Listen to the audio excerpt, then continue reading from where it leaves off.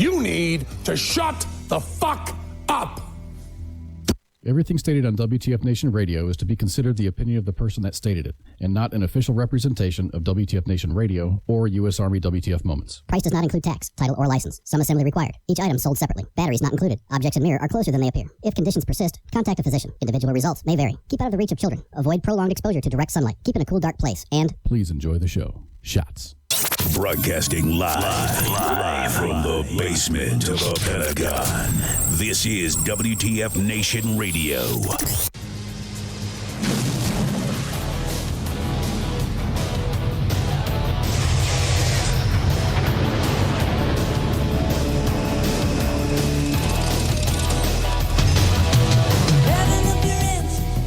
Hello, everybody. It is Tuesday, the 5th of September. And it's me, Minx, and I'm joined with Great Cloud, but you can't see him right now because he kind of just moved, so he's still, getting shit all squared away. So, but he's here in voice and, spirit, so, there's that. Well, yeah, because I have to be here. I mean, technically. Contractual obligations and all. Right? That whole thing. Mm-hmm. Just say that you were pregnant or something and, it was your due date or, I don't know. Yeah, because that would go over so well. It might. You don't know. Did you just assume my gender? I did. Oh, my God. I assumed your sexual preference, too. So. Well. What are you going to do? Get ahead of ourselves. Not a damn thing. Yeah, because I can't reach to the computer. Right? Oh, my goodness. Ugh, hey, it's so fucking how Tuesday. Was your weekend? My weekend was pretty uneventful. I went to a barbecue on Sunday, and I wore white after Labor Day because I'm a rebel and a rule breaker. And I don't fucking follow fashion rules anyways, so fuck it. I don't know. But yeah. How was yours? It was pretty good, had the whole school thing and went to a football game. How was that? Say what? How was the football game? It was really good. Did you guys win? A lot of first experiences for myself. But it was good. It was really awesome to partake in that finally and be a part of a new tradition at that university. Wait, what do you mean, like a new tradition? So at the end of the first quarter, which they think is going to be a new tradition now, is the stadium will turn and wave to the brand new children's hospital that overlooks the stadium. Aww, that's so cute. Yeah. So it was pretty awesome to be a part of that first, with it being my first time there and my first experience ever with that whole thing. Aww. But did your team win? Yes, of course they did. Dude, I don't know. My team was expected to win, and the first half of the game, it was kind of boring because it was 44-10 at halftime. And then, apparently, during halftime, my team decided to fucking bounce, and these fucking imposters came in and played the second half. We blew a 34-point lead and lost the game by 1 point. I was livid. I almost broke my TV. It was this close. I know what team that was. Huh? I know what team that was. Yeah, no, I'm an A&M fan. I'm an Aggies fan. Most of you know, I got out of the Army and I moved to College Station, and I roommated with a buddy of mine that I had met in Germany, and he was like, hey, come live with me, and I said, okay, because it was that or move back home, and that wasn't going to happen. So I was like, yeah, fuck it, I'll just, I'll room with you. So we got a 3-bedroom townhouse, and, College Station, that's where Texas A&M is, and he's a huge Aggies fan, so he kind of convinced me to be an Aggies fan. I was like, all right, because I didn't really follow college football. So I was like, fuck it, whatever. Like, I don't have a team. So I'm a free agent to pick whatever team I fucking want. And so I did. And I've been kind of like, I wouldn't say like a diehard Aggies fan, but like I'll cheer them on and I'll wear their colors and I'll brag about them to people like I know what I'm talking about.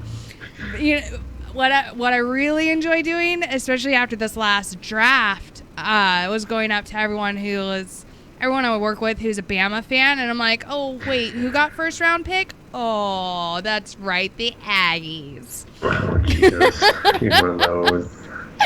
Just because, like, my two favorite teams are the Aggies and then whoever is playing Alabama. Yeah. And, like, maybe I should stick with, like, SEC, like, I should root for them because, we're in the same conference. But I can't stand Alabama fans. I can't do it. They're almost as bad as Patriot fans. Almost. Wow. I went there. Wow. They are, though. God, they're fucking terrible.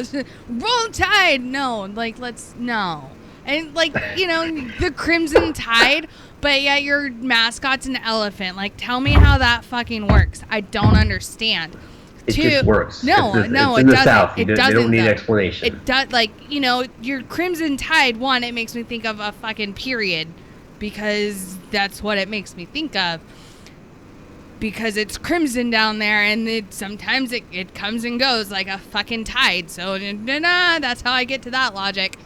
But I understand. Sure? I understand it has something to do with like the algae in the water, and every so often it turns fucking crimson, and ergo you get Crimson Tide. How you get a fucking elephant out of that, I have no idea.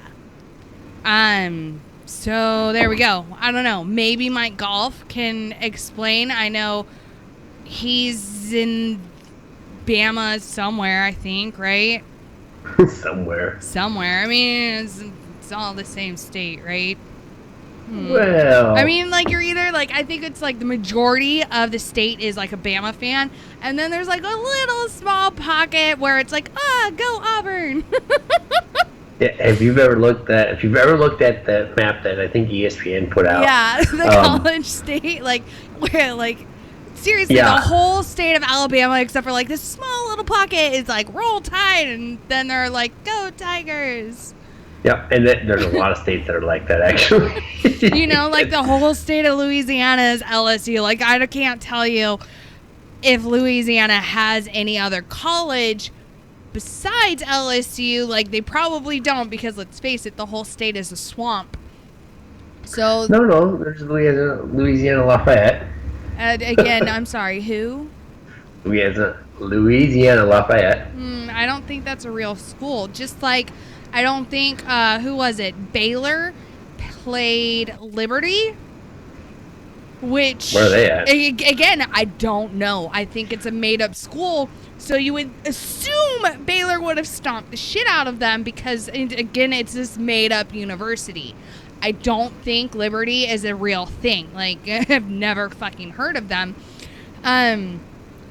But no, apparently it was a huge upset. Like, Baylor had their ass handed to them by some random fucking school. So that was an upset. Here's what makes that even worse. Go on. The Michigan fans can attest to this as well. A couple years back, Michigan got upset by Appalachian State in a week 1 game.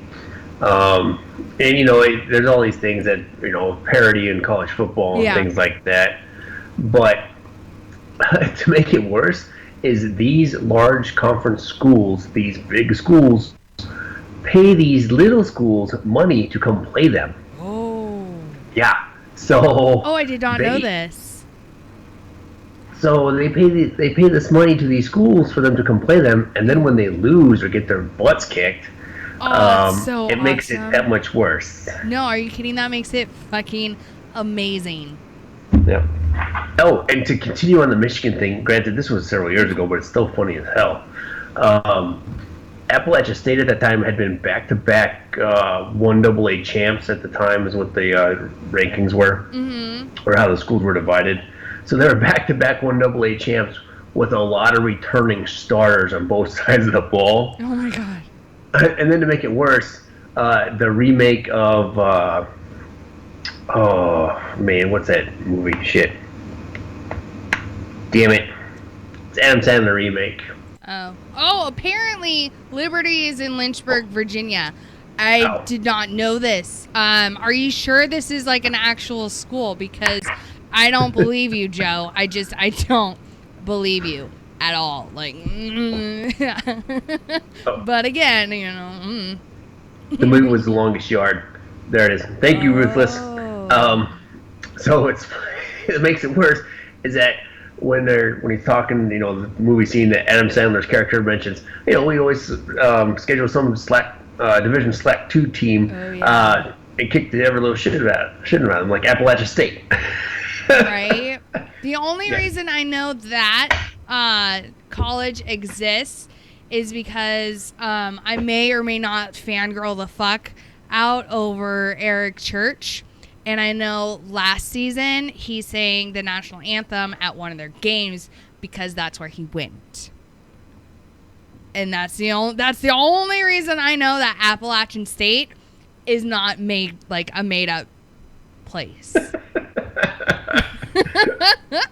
Like, I'm still convinced Liberty's made up. Like, they're like, Baylor was probably like, all right, if we pay like a community college to come down here so that way like we can get our rankings back and like kind of rebuild our reputation as being like a good football like school after all the fucking controversy that's happened over the last couple of years, maybe like we'll get like back into good graces. But it backfired. Like, this community college just beat the shit out of them. And again, you know, I'm sure Liberty is some sort of prestigious university, whatever. And I'm just talking shit because I don't know that I didn't know it was a real thing. So I'm just talking out of my ass and I'm talking shit. So, and I can do that. What? I would expect nothing less. And yes, right? Ruthless, every dog does have its day. And the old saying goes, anybody can be anybody on any given day. Right. Oh my God. Okay. Speaking of Baylor, like, I know I'm like sidebarring like a motherfucker right now, but okay. So Ghost's cousin went to Baylor, and I say went because I attended her graduation earlier this year. And one, it's like, you know, I'm fucking pagan, right? And it's a Christian, like, private Christian college. You know, there's crosses everywhere, and I'm like, I'm gonna burn up here. Like, I'm gonna like, this isn't gonna be good for me. And then two, I started laughing out loud when the dean during his opening speech was like, sexual assault is not tolerated on this campus and never will be. Like, I started laughing out loud pretty loudly, like to the point where Ghost like had to elbow me, and he's like, shut the fuck up. And I was like, it's fucking funny. Like, the whole shit with Baylor, like, you were paying your staff to like sweep this shit under the rug. Like, are you kidding me? Like, it's not accepted here. It was only like, you know, a lot of campus rape at Baylor was covered the fuck up because the perpetrators were on the football team. Like, yeah. In the facts. I don't know what to tell you, but yeah, all you're doing right now is like covering your own ass, trying to keep your job for next year. That's all you're fucking doing. So I started laughing. People looked. Jesus. I don't know. You're so bad. I don't know. Like, I'm sorry. It was fucking hilarious. So, you know. And it was at 9 a.m, and I was completely sober. Which no, I was. I didn't want to be. I had planned. I didn't want to be. I didn't. Like, did you have mimosas waiting? So the plan was, no shit, was to have mimosa, like, you know, mimosa roadies on the trip up. I wasn't driving, so I was gonna fucking get just shitty. But that didn't happen because apparently here in Texas, you are unable to buy alcohol until after 7 in the morning. And when we left to drive up to Baylor, it was like 5. And I was like, but it's still nighttime. Like, what if I'm coming in after a night out? Like, you don't know. Yeah, yeah. But yeah, so they don't, and I was highly upset. So I got pissed, and I was kind of grumpy. And I was like, I'm gonna fucking mimosa. I wanted to be that basic bitch. What? How's that again? Mimosa. Yeah. Yeah, you know, because if I have to be up at that early and I'm not going to work and I am going to like a family event who I'm meeting most of these people for the first time.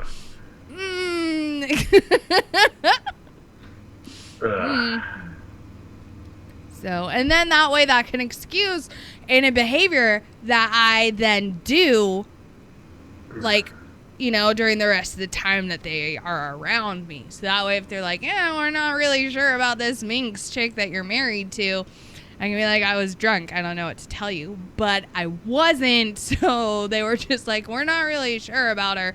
I think I was called a very special individual. And I was like, I'm not really sure how to take that, but thanks. Totally. Right? See, Spanky, you understand. You don't like being around family sober either. No, and I had to spend a lot of time with them lately. Can't imagine why. No. Right, fucking car troubles. Oh, thanks, Doc. I am special. Fuck yeah, I am. That's what my mom told me. Well, such a dumbass. Oh my god. Okay, so today, right, my doc decided to be insane, and he had 5 cases today. I could only get through 4 of them before I was like, I gotta go. Right? Like, I'm still in uniform right now. Like, I'm still wearing half of my scrubs. I took the top off, and it's in the corner. and well, okay, no, I'm wearing a fucking shirt. You can fucking see that. Yes. I didn't say anything, nor did I imply anything. You coughed at the most opportune time. Well, that's what I do. So, anyways, but yeah, like I got home and I was just like, oh, hey Ghost, what's up? Like, I haven't seen you in a while. And then I was like, I should probably order food because I haven't eaten in 8 hours. So I should probably eat, which is why we were like, 2 minutes late. Is because I was literally stuffing my face with pizza. I was like, oh, nom, nom, nom. Was it good pizza? It was so good. That's good. At least it was good pizza. Yeah. Where from where? Domino's. Okay, it's okay pizza then. It's not great pizza. Whatever. I like it. You didn't have to eat it, so I don't care what your opinion is. It was fucking good. Well, I care what my opinion is.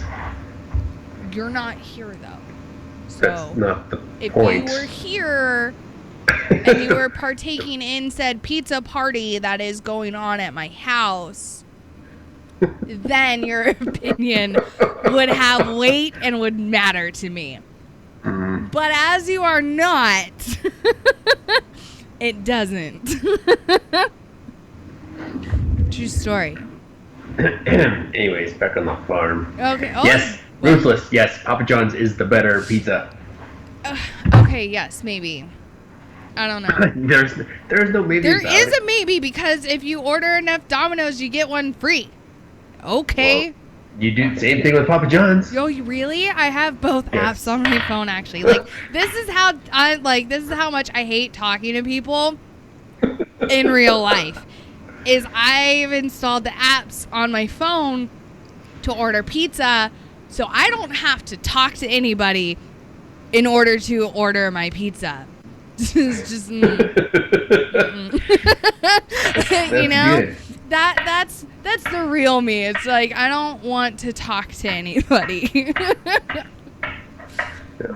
But then, you know, the Minx everybody else knows, she never shuts the fuck up. Hey, hold on, I gotta disagree with Rufus really quick. If I'm gonna order Pizza Hut, it's gonna be pan. It's gotta be pan crust. I don't know about Pizza Hut. I don't know, Ruthless. I don't know. I can't really do Pizza Hut. But yeah.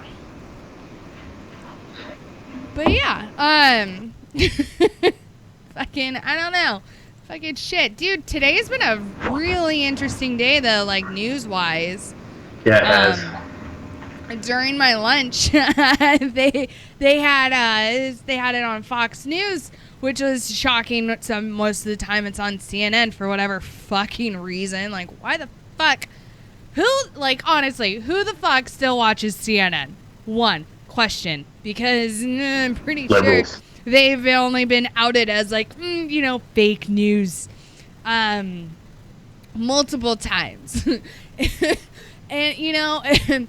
Okay, so before I get into this whole thing, so the coverage of Hurricane Harvey, right, over this whole weekend, and, like, the aftermath of it, and President Trump coming back down to Texas on Saturday with Melania, who's fucking hot. God, she's gorgeous. To, like, serve food to, evacuees that were in shelters. One, I thought that was awesome. Like, bravo, dude. And, like, handing out supplies to people. But then, in my mind, I was like, how is, like, the extreme liberal, like, how is the left? Like, the extreme left. Like, not moderate left, because I think moderate left would see this and be like, oh, okay, he gives a shit. I'm not going to say anything, because he could be anywhere else in the world right now, but instead he's here. So good for him, right? That's where I think the moderate left would go with this. But in my head, I was like, where is the extreme left going to go with this?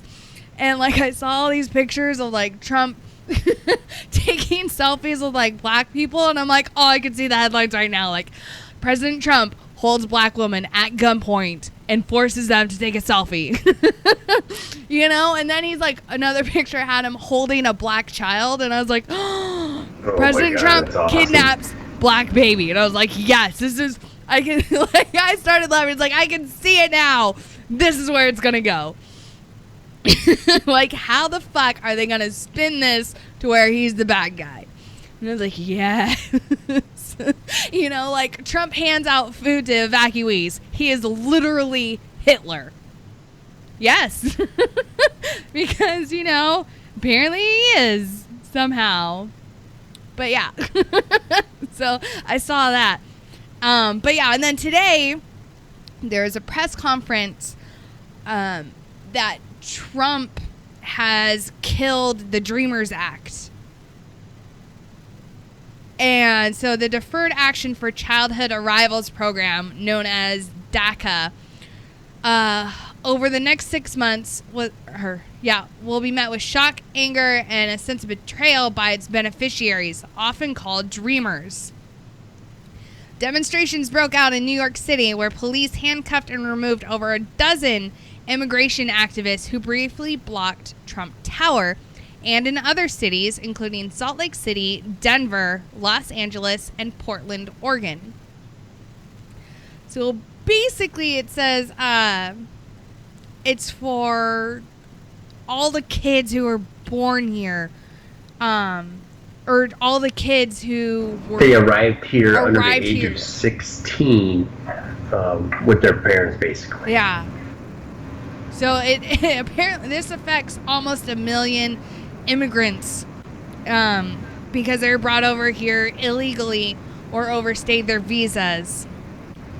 They could see their lives upended after Trump administration announced Tuesday it was ending the Obama-era program that protected them from deportation.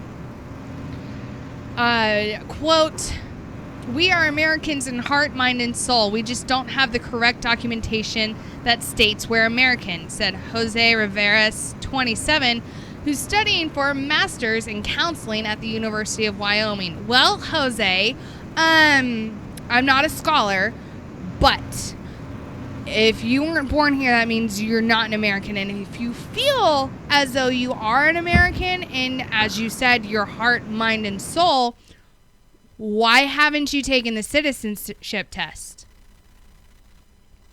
Like, that's all I'm wondering, is why haven't you taken the test?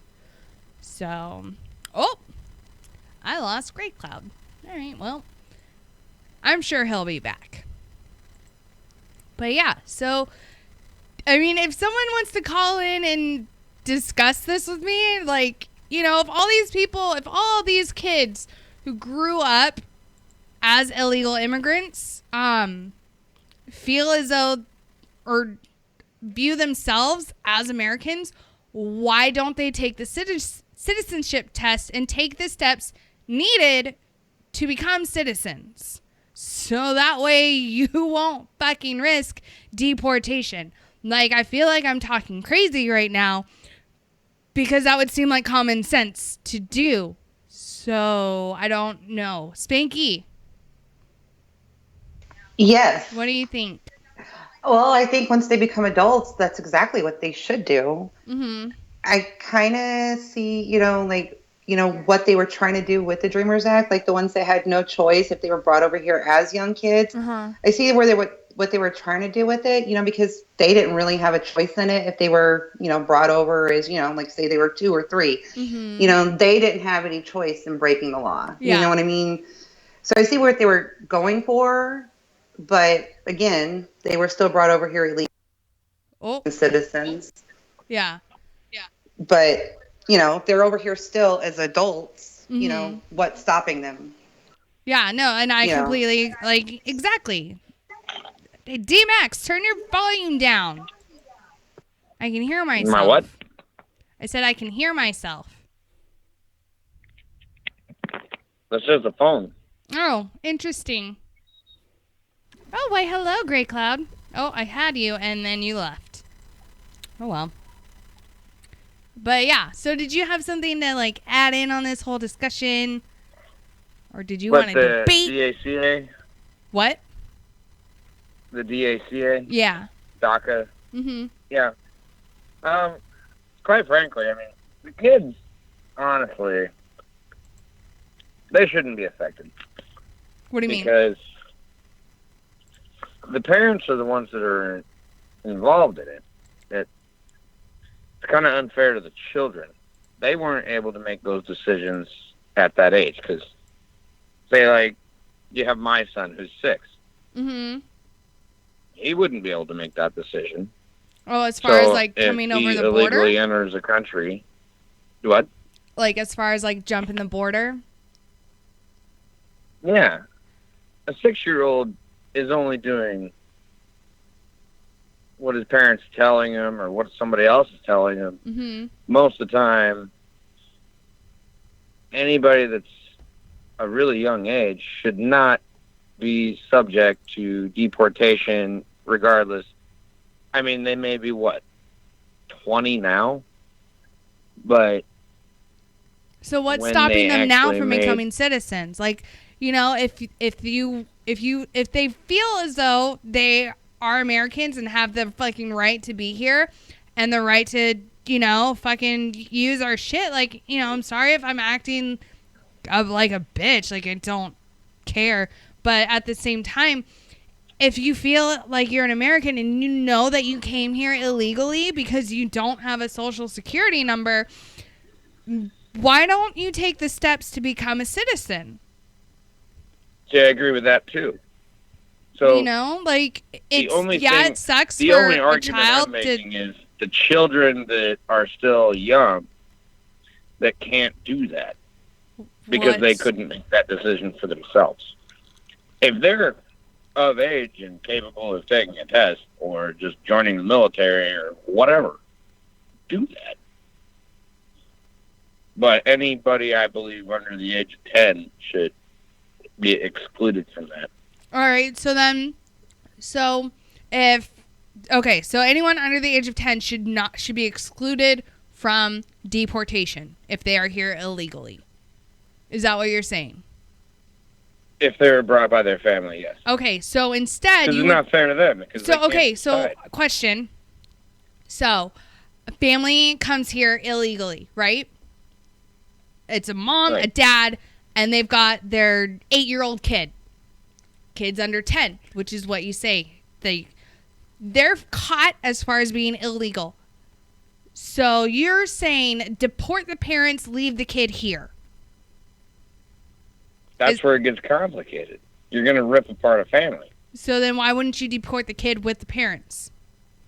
Therefore, you keep the family together. And you say, good luck, try again legally next time. And then we won't have to do this. Or you give the parents the opportunity, instead of just straight up deporting them. But they came here illegally. Give them the opportunity to get citizenship. But they came here illegally. Or they overstayed their visa, in which case, again, they broke the law and are here illegally. Breaking laws, laws have consequences when they're broken. Do they not? Like, all rules, like, we have laws and rules and regulations in place for a reason, to keep good order amongst the citizens. In theory, right? Of course, you've got those like the bad apples who go around who think the rules don't fucking apply to them, but then that's what our prison system and our justice system is for.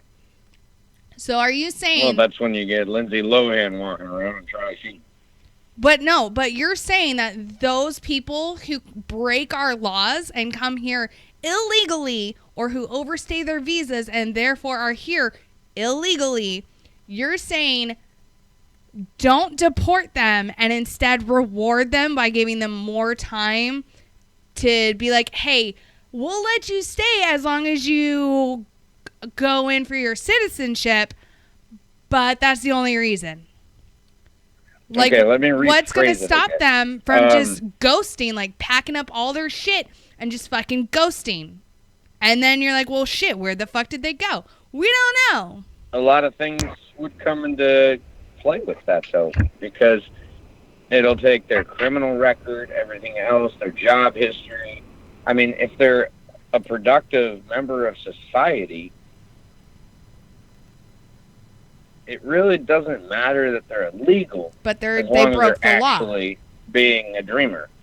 They broke the law. But they should have been here legally. Like I'm all for immigration. I'm all for it. Legal immigration. Fucking do it the right way. You know? I'm all for it. I really am. I see your aspect of it. I just don't think the children should suffer for it. But I mean, if it's, I agree, it's not the children's fault that their parents broke the law. However, if they're here illegally, if they're adults and they have not taken steps to getting their citizenship or gaining their citizenship, fuck them. Send them on back. I don't care. Be like, I don't care, because you're an adult now. You know the consequences of your own actions. Your own actions being you're continuing to live here illegally. Now, if they're minors, again, I agree with you. That's where it gets fishy, because do you punish them and deport them along with their family? Or do you tear a family apart and say, you can stay because this wasn't your choice? Or do you leave it up to the kid? Like, what do you want to do? I'd say leave it up to the kid. You know, but then that throws them into an already overcrowded foster system. I already did that, so I know how that is. And so, I mean, leave it up to the kid. The kid turns out better than normal. I mean, you know, do we leave it up for the kid? But then where does the kid go? If the kid chooses to stay here and pursue their citizenship and, you know, become an actual American citizen, what do we do with them? Where do they go? Who takes them in? In my opinion, if the parents were really trying to seek a better life for the child, they would totally go for it and say, okay. But in reality, what parent doesn't want to see their kid? So if it was up to me and say I was illegal and I brought an infant into the country. Mm-hmm.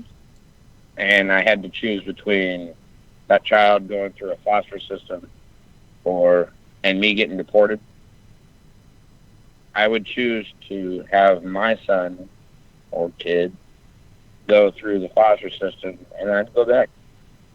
You'd risk your kids going through the foster system and potentially staying their entire childhood and adolescent years in the foster system, never getting adopted.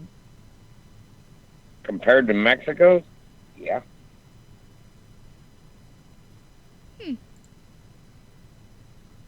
Okay. I've done the foster system. I've went through like 25 foster homes. Oh, wow. I was adopted when I was 5. Aww. So I know how that whole system works. So you were one of the lucky ones that got adopted. Well, they wanted to return me. Oh. Imagine when you get old enough and you get told that. We wanted to return you, but there's no returns. Oh my God, that's fucked up. That's cool. Oh my God. Dude, what kind of fucking person does that? Like, oh yeah, so we adopted you, but then like you kind of turned into like you were this little fucking tyrant, and we wanted to give you back, but like the adoption agency was like, new phone, who dis? And so then we were stuck with you. Can we return him? They're like, no. Him and his sister are a group deal. And they're like, oh. Oh, so they wanted to keep my sister, but get rid of me. Oh, wow. And they're like, nope. Paperwork states they have to stand together.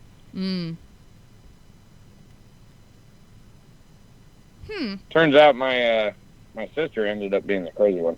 Oh. And I'm not even the crazy one. Right? Like, I mean, you are D-Max, but if you're you, good Lord, your sister must be insane. Like, sorry, like, no offense. She's had 3 DUIs. She crashed into a dumpster and, like, launched through the windshield and landed in the dumpster and the lid closed. They couldn't find her for, like, hours. Oh, wow. She's nuts. All right. Well, thanks for calling in, like, D-Max. All right. All right. Have a good rest of your evening. You too. Talk to you later. Bye. Oh, goodness. Great Cloud, are you back? I am. Oh, good. You're back. Yeah, so I was trying to play with some sit-up shit, and it wasn't working. Oh, okay. Well, what's your thought on all of this? So here's my take on the DAC thing, is that the initial concept behind it was great. Yes. And what it did, not to punish the kids and whatnot, because kids shouldn't suffer. However, they have been here long enough that they should have been able to start the process to apply for citizenship, or at least permanent residency. If they did not have the drive and or wherewithal to start that, then it needs to be on them. Yeah. For not doing it. So it's kind of hard when the tools are there and the information is there for them to do that and to become permanent members of the U.S., but they don't want to pursue it. So that's my take on it. Yeah. But yeah, I don't know. Just it's like, I know they're giving them 6 months. So this is going to be going to Congress now, and Congress has the chance to stop it somehow if they get the majority, or to change it. Oh, shit. Thunder. Interesting. Scared the shit out of me. Ah! Was not ready for that. But yeah. So, and then it goes on to like more people and saying how like, oh, we're angry, we don't feel supported, and like we've been here since we were children.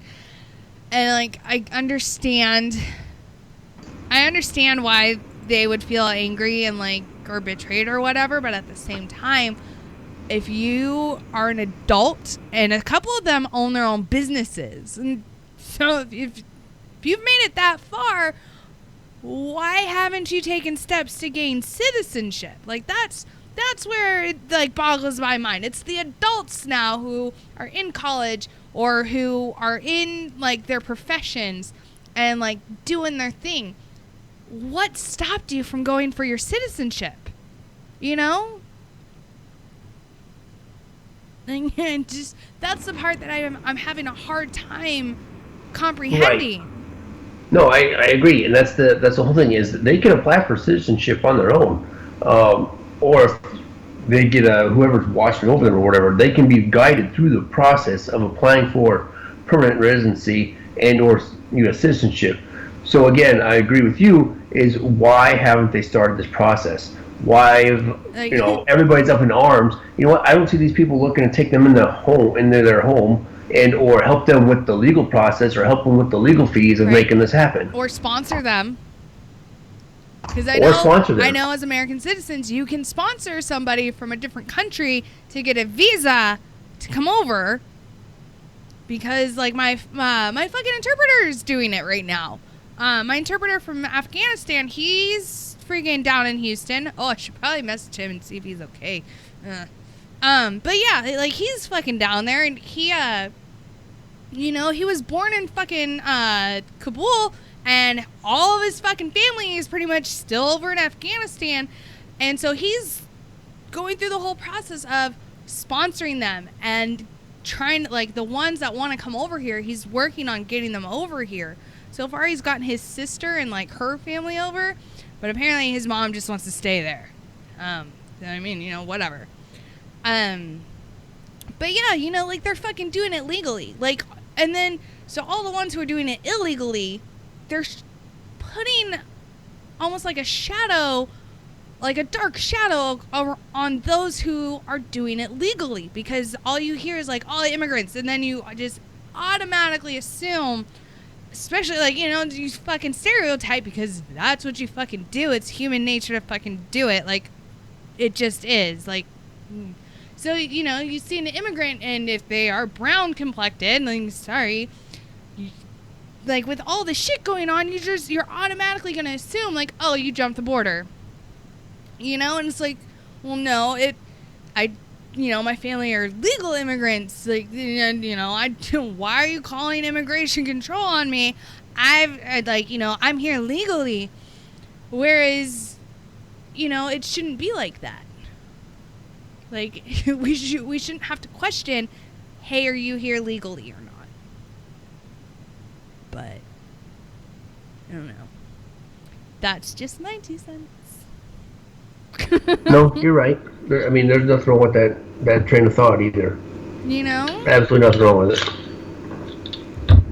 Like, I just had a friend who became a U.S. citizen, and she's from Canada. She freaking... she's freaking out before she took the test. She's like, oh my god, I'm gonna fail, and then they're gonna kick me out. And I was like, good luck. I don't know what to tell you. Like, study up on that American history. But she passed, and she got so excited because she was like, Donald Trump signed my citizenship. She was like, I'm gonna frame this.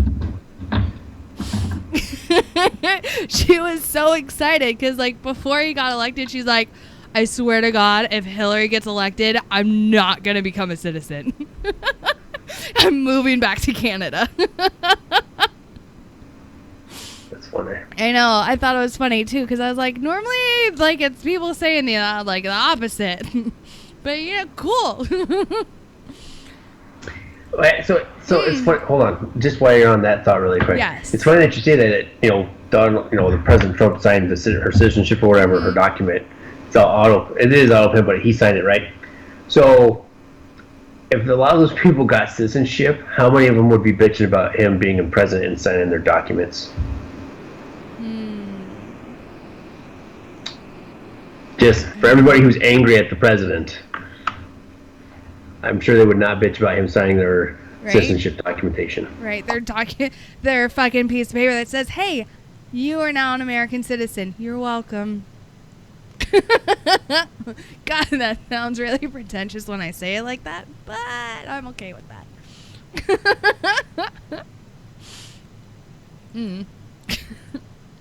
But yeah. Well, there you go. Right? There we go. Freaking, oh my goodness. So the fat North Koreans at it again. Oh, and of course I would want to talk about this, and like we're gonna go on break in like 10 minutes. So We're going to break early. No, Well, then let's not talk about it until after break. I'm not going to. We're gonna talk about the only fat man in North Korea when we come back for part 2. So Asian Cartman is getting froggy again. But yeah, okay, so I found something last week which I kept wanting to talk about, but I never got to it. And it's Game of Thrones, because I'm already going through Game of Thrones withdrawal. Oh my God, it's been 1 week. Dude, no, I don't think you understand. Like, I'm going to binge watch every single fucking episode from season 1 all the way through until season 8 comes in. But no, it lists like 6 questions that we have, or that we still have, that need to be answered by the end of season 8. So, first one is like, who is the prince or princess that was promised? Currently, there's 2 front runners for the person who is destined to be Azor Ahai. In one corner, you have Daenerys Targaryen, and in the other, you have Jon Snow. So again, who is it? Number 2, who will sit on the Iron Throne? On one hand, this question almost seems inconsequential to the wake of the Night King and his army entering Westeros. Spoilers. Will there even be an Iron Throne after the war ends? And if so, who cares about who sits on it as long as our heroes survive? What does the Night King want? Is number 3. Number 4 is, will Arya ever finish checking her names off her list? Or will she even get the chance to, considering most of them have been killed by somebody else? Number 5, will Jaime actually kill Cersei and fulfill the prophecy? And what will happen after Jon learns the truth as far as finding out he is the rightful heir to the Iron Throne? And I was like, oh, yes, no. What will happen? Especially considering he is now fucking his aunt. So there's that. That's the best. I mean, he is, though. Like on the one hand, you're like cheering for it. You're like, yes, like we've been waiting for this. But then on the other, you're like, but this is aunt and nephew, and incest is wrong. But then on the other, you're like, hey, they make naughty movies about this all the time, so obviously some people are into this. But then you're like, incest, it's incest, it's incest. Like they're related. Yes. So but you're like, they're removed far enough where it's not creepy. I mean, at least they're not twins, right? Yeah, well, yeah. I mean, you know, so there's that. And then also they don't know that they're related right now. So there's that. You're like, oh, you're fucking your aunt, but you don't know it's your aunt, so it's okay, but it's not. Yeah, if you don't know, it's fine. Right? Right? Different area codes or something. Deployment status or right? I don't know how the rules go. Deployment status, what? Right? Isn't that a thing? Like if you're deployed, it doesn't count as cheating? I don't know. I heard that was a rule somewhere. No, I don't think I've ever heard that rule before. Oh, you haven't? I heard it, and No. I only deployed once. Right? Like deployment things? No. Dude, Sorry. I don't know. Again, like I was a fobbit, right? Because I'm medical. I was stuck on the roll too. I only got to go outside the wire with like a MARSOC team to go blow shit up every so often. So I don't know. Like, yeah, I was a fobbit. True story. RC West. Woo! Freaking, oh my god, I'm such a dumbass. No, it's fine. It's Yeah, fine. fine. It's fine. Oh my goodness. All right, fuck it. We're gonna take a break early, and if the feed's gonna cut out, so that way I can restart the Facebook Live. And when we come back from the break, we are going to be talking about Game the of Democratic. No, not Game of Thrones. We fucking did that, and I know people are sick about hearing about it. So we're done. We're done. But we're gonna be talking about the Democratic People's Republic of North Korea, of Korea. Whatever. Best Korea. Yeah. North Korea, best Korea. But yeah, and the angry hobbit who runs that country, and how he's got a wild hair up his ass. So, hooray! All right, you guys. We'll be back in about 8 minutes or so. So look for the new feed that's gonna pop up. All right. So yeah, we'll see you guys soon. Oh.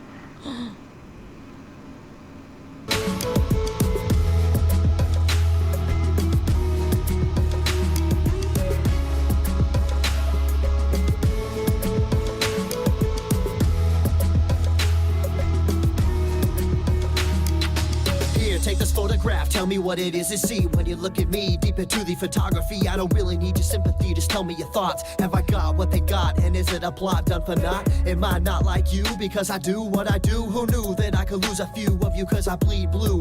But it's true, I know cause I see it every day as I work and I sleep the day away. Like you I have pain and like you I have fear. Can I pay all of the bills and still make it through the year? Will I make it home alive? Should I pray to the sky every day and every night? Will I hold you by my side? But in the public eye, I don't even have a heart. A robot of the system moving only when I'm told to start. Rip apart my art, I'm strong like a flower blooming. You got it all wrong, I know. Like you breathe, I breathe, and like you see, I see. And like you need, I need, and like you bleed, I bleed. Don't treat me like an object, I'm tested and proven. Mind, heart, and soul, I'll always be a human. Like you breathe, I breathe, and like you see, I see. And like you need, I need, and like you bleed, I bleed. Don't treat me like an object, I'm tested and proven. Mind, heart, and soul, I'll always be a human. Call me a vet like a soldier, Green Beret, 21 gun salute, don't wanna see today. In a constant war zone, in the home of the brave, where they hate the police until they saving the day. I got kids like you, a mortgage like you, so blue lives matter, and so does yours too. All this separation and divide, open your eyes. If you cut us all open, we the same inside. The only difference is I run to the gunfight. Your peace when it's chaos, when the people don't act right. But I'm under scrutiny for trying to protect me. You pull a pistol and I'm shooting for trying to contest me. I got a quick second to make a deadly decision. The media betrayed me like a kid for a living, like I'm cold with no heart, a brain with no thoughts, a body with no feeling, a life with no cause. Like you breathe, I breathe, and like you see, I see. And like you need, I need, and like you bleed, I bleed. Don't treat me like an object, I'm tested and proven. Mind, heart, and soul, I'll always be a human. Like you breathe, I breathe, and like you see, I see. And like you need, I need, and like you bleed, I bleed. Don't treat me like an object, I'm tested and proven. Mind, heart, and soul, I'll always be a human. I'm damned if I do, and damned if I don't. It's like every single time I say what's on my mind, they go for my throat. They spew evil words, a few are absurd. Always grinding, grinning, and killing my soul with these verbs. Hold me down, like I can't gasp for air. I'm closed inside of a box, like I'm inside Fort Knox. Every time that I'm there, I don't know why they think that I'm different from you. All that's true is I'm a like you breathe, I breathe, and like you see, I see. And like you need, I need, and like you bleed, I bleed. Don't treat me like an object, I'm tested and proven. Mind, heart, and soul, I'll always be a human. Like you breathe, I breathe, and like you see, I see. And like you need, I need, and like you bleed, I bleed. Don't treat me like an object, I'm tested and proven. Mind, heart, and soul, I'll always be a human. Like you breathe, I breathe, and like you see, I see. And like you need, I need, and like you bleed, I bleed. Don't treat me like an object, I'm tested and proven. Mind, heart, and soul, I'll always be a human. Like you breathe, I breathe, and like you see, I see. And like you need, I need, and like you bleed, I bleed. Don't treat me like an object, I'm tested and proven. Mind, heart, and soul, I'll always be a human.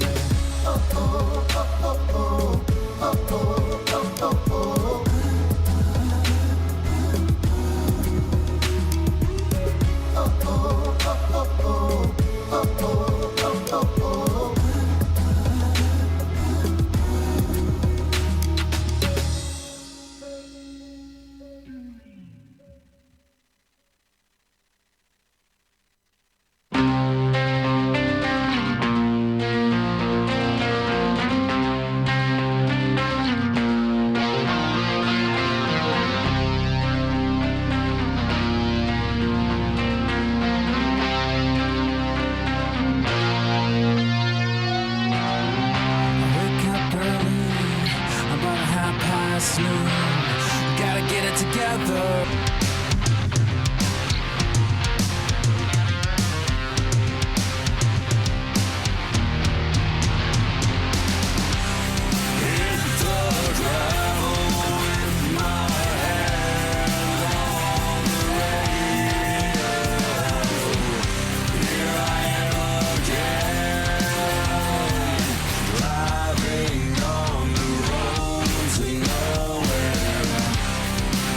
Like this life that I lead, it might not take me anywhere, but I was born to travel along this lonely road to nowhere.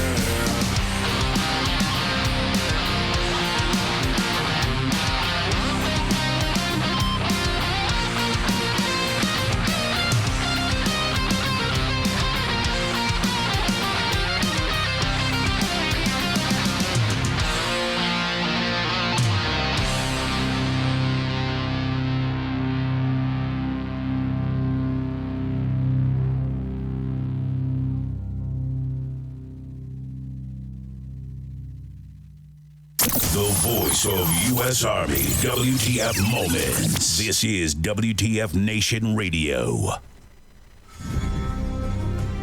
Hello, everybody. We're back for part 2. Well, Spanky and I are back. I'm not 100% sure where Grey Cloud went. He was here, and then he wasn't. And if that happens to me, like, I don't know what happened, but all of a sudden it decided to downpour. So if I leave for no reason, like in the middle of a sentence or a thought, or, you know, without taking a break, it's because my internet shit out on me. So hopefully that doesn't happen. But yeah. So yeah, hopefully. I'm back. Right? I don't know. You know, if I can out of nowhere just I can decide to come down. Like, I didn't even realize it was supposed to rain today. So that was weird. But yeah, so as I said, second hour, we are gonna be talking about the fat, angry hobbit who runs North Korea. And I understand, like, fat and hobbit is kind of like a redundant comment. But he really is. He's the only fat person in North Korea. So you really have to make fun of him for that. Like, you are literally the only fat person in your entire country. So you deserve to be just fucking ridiculed, in my opinion. But, you know, who am I? So, yeah. So. Oh, Grey Cloud's calling. Hello, Grey Cloud. What's up? We haven't started talking yet about North Korea. And I know you really wanted to talk about this, so I'll let you take this. What? That guy. Oh, yes. Wait, I don't have popcorn yet, but I got a drink, so continue. So, he's just stirring up all kinds of saber-rattling shit and whatnot. So, the latest is the claim that they've detonated a hydrogen bomb. Yes, I saw that. Which seems highly improbable. Mm-hmm. Not impossible, but highly improbable based on what their current technologies believe to be and the subsequent seismic activity related to the detonation that they claim they did. Mm-hmm.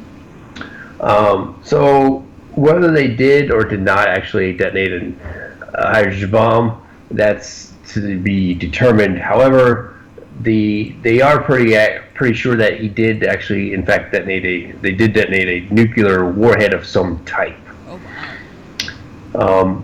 The baseline seismic activity is on par with their few previous tests prior to this one. What does that mean for the region? Well, it just ratchets up the tension even more. Not that we already aren't there anyway, but it's more saber rattling from the north.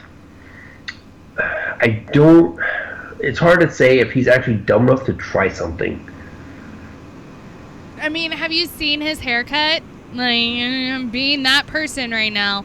But if you're gonna rock the bowl cut from like the 1990s, like, I think you're a fucking idiot.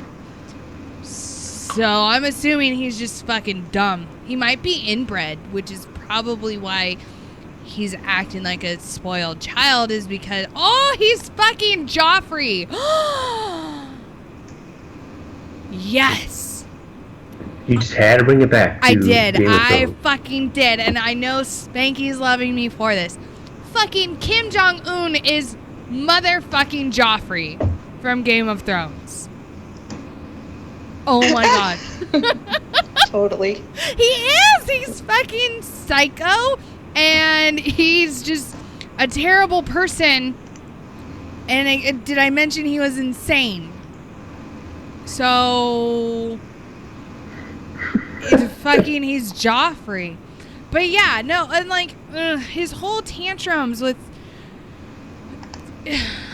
everything. But the fact that, like, Nikki Haley, our ambassador to the UN, is calling on tougher sanctions to North Korea, or on North Korea, the fact that Russia is like, no, sanctions haven't worked, like, let's fucking do this.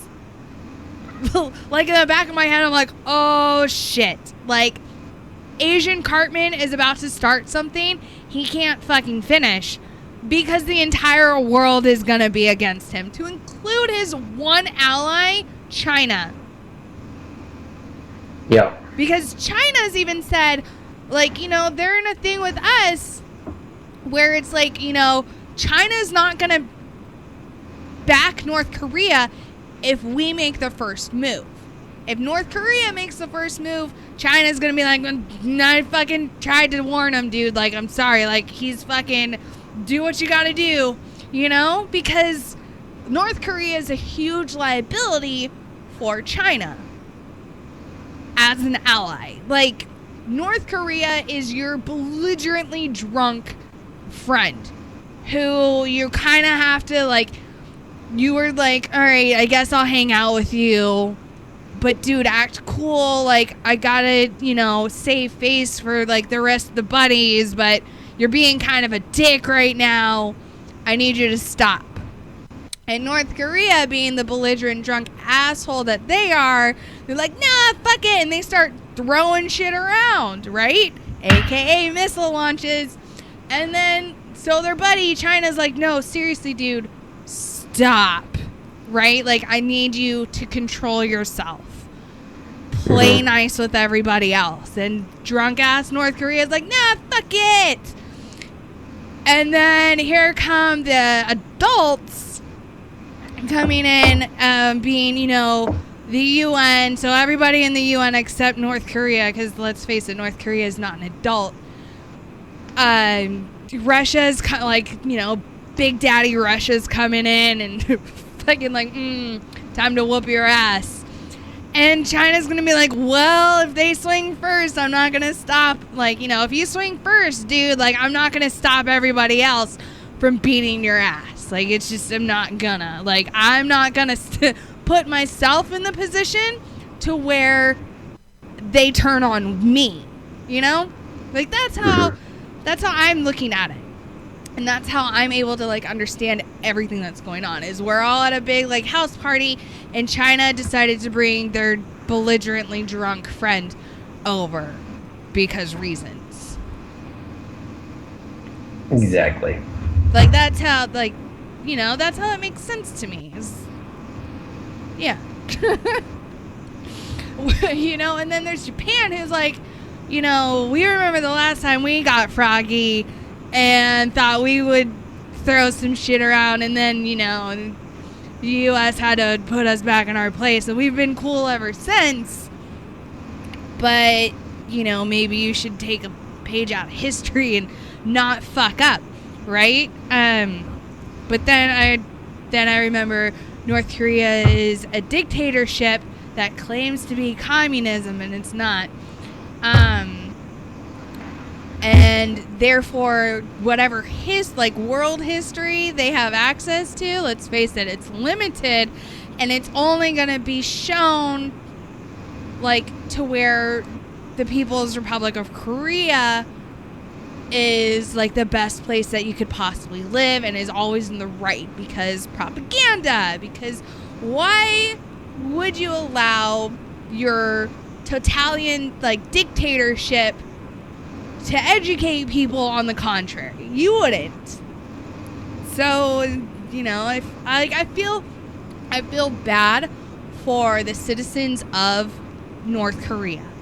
Like, the everyday citizens who obviously, like, they really don't have a choice. It's either agree and go along with the status quo and, you know, clap whenever this fat ass enters the room like he's the best god, like, best. Oh, sorry. I ate really quickly. I'm really sorry. Like, you know, he's the best fucking thing that ever has been on this fucking earth. Or you go to prison camp. Or, you know, you're executed. So I understand, like, most people are going to do what they have to do to survive, and that is to play along the way that their government tells them to play along. So I feel bad for the ordinary citizens. And I understand, like, his higher ranked, like, generals are really just there to kiss his ass so that way he doesn't turn his angry eyes onto them. But at the same time, it's like, you know, they're carrying out what he's saying when they could, you know, be like, all right, no, like, we're going to make it seem like we're going to follow him, but in reality, we're not. Because I guess, I don't know, they don't have enough, like, dick and or balls to think for themselves. So, like, if we could just, like, precision, like, point, you know, where the attack happened, so that way we can limit as many casualties as possible. I think that would be, like, the most ideal situation. Whether or not that could be feasibly done is a different story, though. I mean, a precision hit is always possible, and quite probable that we could do a precision hit. Mm-hmm. However, it goes back to the whole debate about first strike or retaliatory capability, yeah, and how we want to be perceived. Mm-hmm. So you have to weigh that. Now, the technology piece that they lack, and it's funny that I just pulled up an NPR article quoting Putin saying that Kim Jong-un would have his people eat grass before giving up his nuclear weapons and ballistic missile program. But his people are already eating grass. No, they're eating rice. Big difference. No, I've seen leaked photos out of North Korea, like photographers. Those are photoshopped. They're not real. How do you know? Because I know these things. Dude, how do you know these things? I need, like, super top secret squirrel. No, it's not that cool. I mean, to me it is, because I don't know how you can, but I want to know. They're doctored photos. It's okay. But how do you know? They're just doctored. That's just a good guess on my part. So you're guessing. You're not 100% sure. Yes, I am yanking your chain. So anyways, so it's a very, very interesting quote from Putin, which gives you insight to what Putin thinks the mentality is of the leader of North Korea, mm-hmm. and the path that he's going down. Now, the other thing was Ambassador Nikki Haley, mm-hmm. stating that, and I quote, Pyongyang is begging for war. I mean, that's what it seems like. It seems like they are begging for it. Now, and I don't think this is in his persona or his personality, but if your people were faced with famine and it wasn't looking good for you to survive the next, I don't know, decade or so, you could, provoke a war or an international incident, an international interdiction, run away and leave your people to be taken care of by a coalition of individuals, and then your people taken care of. However, I don't think this is his personality or what he'd want, because he seems pretty hell-bent on missile launches and whatnot. The thing that scares me the most about this... Huh? Go ahead. He said, no, it's like a good conspiracy theory. Like, what if he's doing this to help his people because he knows that his entire country is going to die? But then at the same time, if that was his goal, like, why wouldn't he then start to introduce, I don't know, capitalism? Because he's too far down the rabbit hole for anything like that now. I mean, is he though? Yes. So the one issue that worries me is, I saw today on the news that North Korea is moving what appears to be an ICBM towards the east coast, their eastern shoreline, which would be a launch into the towards the Pacific Ocean. My fear is, what if one of those missiles, and I'll use air quotes here, malfunctions and strikes Japan, South Korea, or God forbid it's one that they've tested and put together and it can strike the West Coast, i.e. Seattle, Portland, somewhere up in there. Aim for Los Angeles. I mean, what? I think LA might be a far stretch. Damn it. Berkeley. Aim for Berkeley. Well, again, we got to think how ballistic missiles work.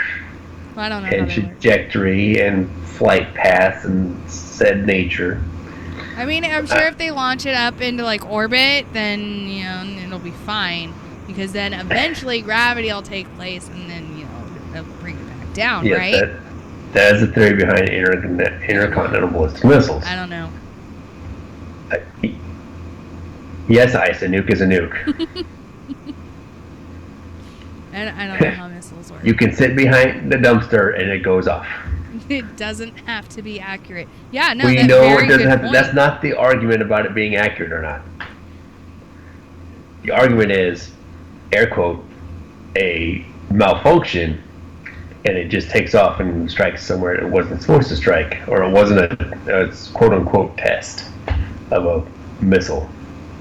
But then wouldn't our missile, we have missile defenses, though, stationed, strategically around the country? Yes?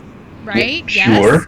In theory, okay, in theory, allegedly... In theory, I will not put all my chips on that. No, I know that, but, in theory, especially considering, the Cold War was not that long ago. In actuality, it really wasn't that long ago. And there was a whole thing is fucking Russia gonna send nukes at us? I'm pretty sure, in theory, allegedly, I'm sure at some point in time they were like, hey, maybe we should have a missile defense system stationed periodically around the country. I don't know. I don't know. Exactly, Ice. Whoa. Mr. Keyboard. Hey. What? Dude, every single fucking key that you typed, I could hear. Yeah. You sounded angry on that goddamn wasn't keyboard. Even angry typing. Angry keyboarding. It's not angry. It sounded like it. But It's because my setup is all jacked up right now because Windows and internets and moving. I know. Mostly fucking Windows. Unexpected updates because fuck you, Microsoft. Windows. Nobody asked you to update. But anyways. Yeah, no, and I know I'm probably gonna get yelled at because it's why are you talking about this shit on there? I don't know. Just fucking coming out. I can't tell you why I'm talking about it because I have no idea about any of this shit, but I'm just assuming we have some sort of defense set up somehow. Like, somehow there is a defense, and it's all in theory. Yes. Yeah. But Allegedly. Hold on. What? The thing that was understood between the Soviet Union and the United States was a policy known as, and we've talked about this, the policy of mutually assured destruction. You and I have talked about this? I don't remember any of this. Oh, maybe you were. No, maybe you were. You were off that week. That's what it was. Oh, that's the week you were floating around the U.S. gallivanting about or whatever. Dude, the hurricane, like eclipse, and then the hurricane was coming in. I had to do something. Yeah. So KJ and I talked about. So mutually assured destruction was the policy that basically was between the U.S. and the Soviet Union, that basically whoever launched was going to get a retaliatory launch, and everybody is going to fucking die. Oh, okay. If you wipe us out, we will ensure that we wipe you out. And the scary thing about the Russian system was they had the dead man's hand. I don't know what that means. So, just a quick truncated version of what the dead man's hand is. Dead man's hands is if all the leadership in the Kremlin were to die, their missiles would still launch and fucking attack the U.S. Oh, good. Yeah.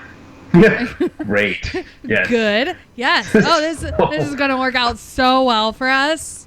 But yeah, so I'm really glad that's like, not a thing anymore. Well, I mean, I'm sure it probably is, but like, we're not in a Cold War with Russia. Yeah, that could be bad. So instead, we're getting into an altercation with North Korea, who thinks they have the cojones to step up to Big Daddy USA, and they're gonna learn. They're gonna get learned. Right, let me learn you something real quick. So whether they have actually tested I saw somebody, Muad Dib, saying NPR is reporting that it looks like their claim of is not out of question.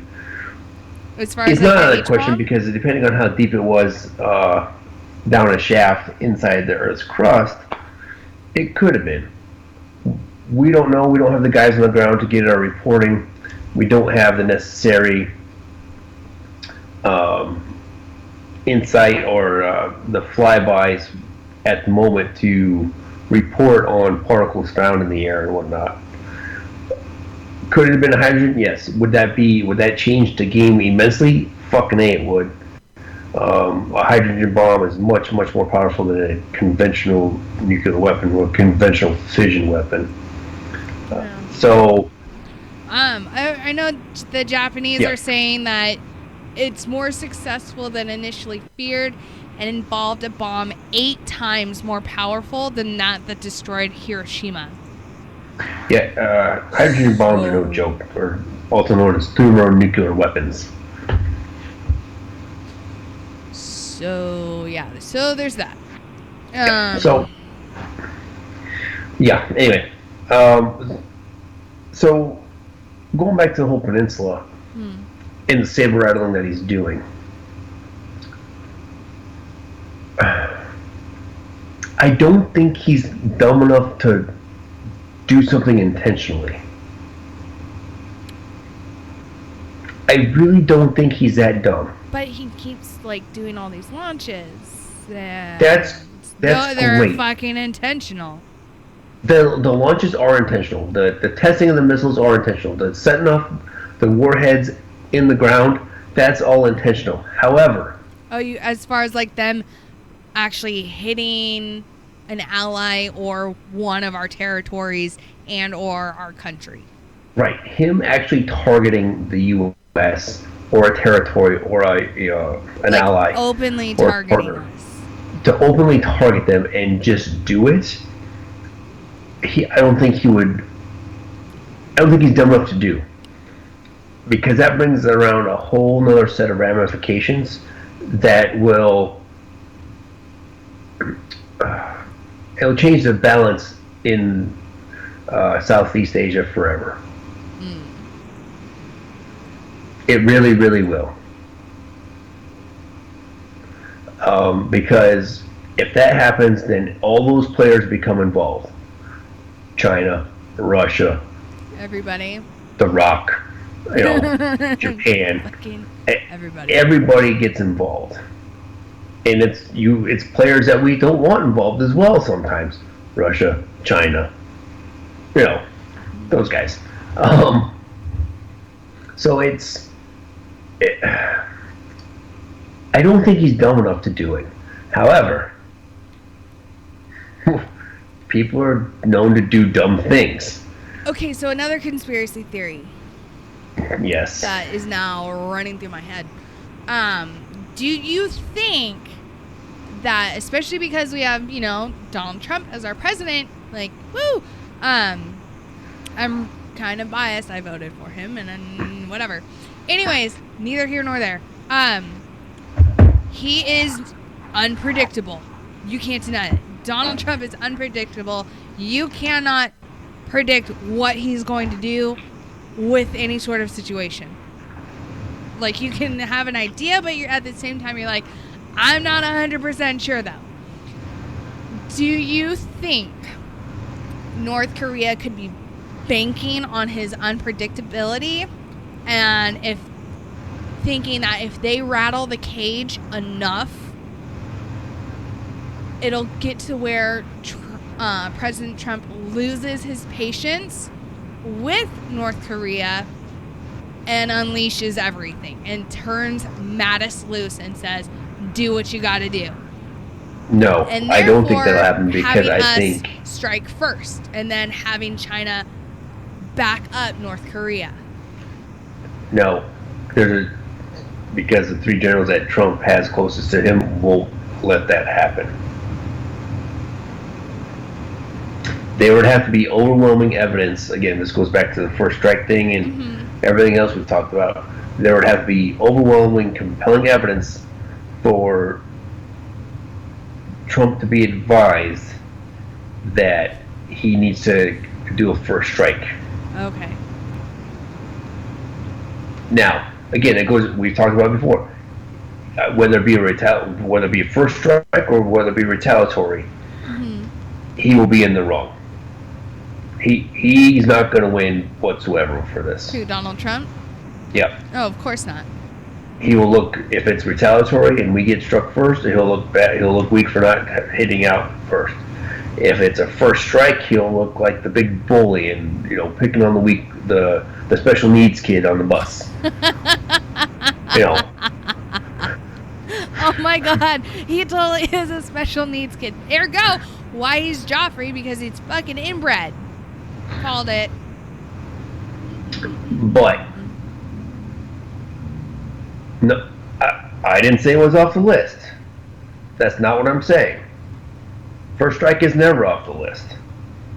However, first strike has to be weighted very heavily and calculated to conduct a first strike.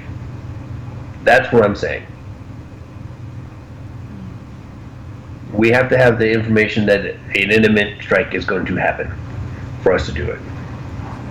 I would love to hear, one of our listeners, what your guys' opinions are. So if anyone wants to call in on the show, the number is 415-889-8367.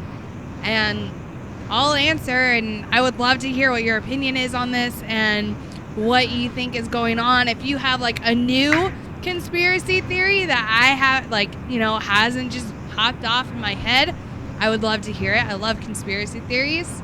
I think they're awesome. Let's break out the tinfoil hats. It'll be good. It'll be good. Oh, Lord. Banky says you got the number wrong. Oh, nuh-uh. I said 415-889-8367. I mean, I can always replay this, after this show, and then I can be like, oh, yeah, no, you were right. I was wrong. Or I can be like, haha, see? I was right. Did I say 8, 9?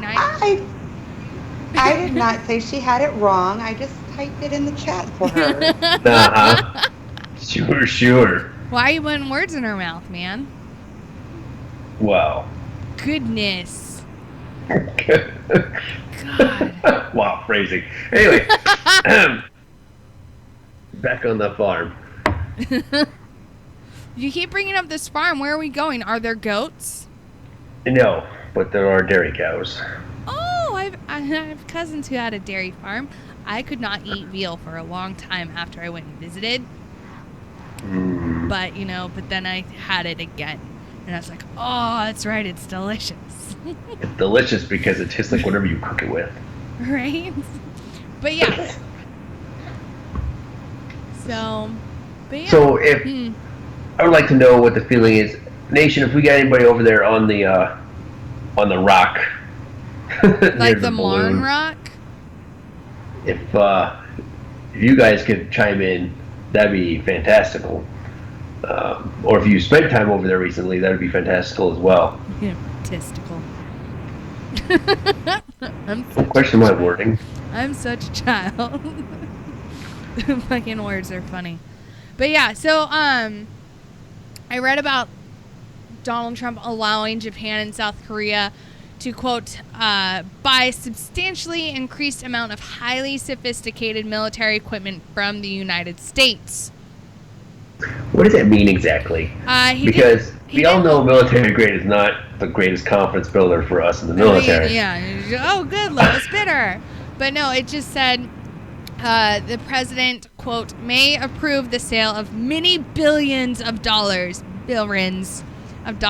worth of military weapons and equipment to Seoul. And then per a 2001 agreement with the U.S., they were limited to the amount of warhead weight to 500 kilos. And apparently this has been lifted now. Yeah, I saw that. Gotta bump them numbers up. Right? Rookie numbers. Right? They're rookie numbers. We gotta pump those up.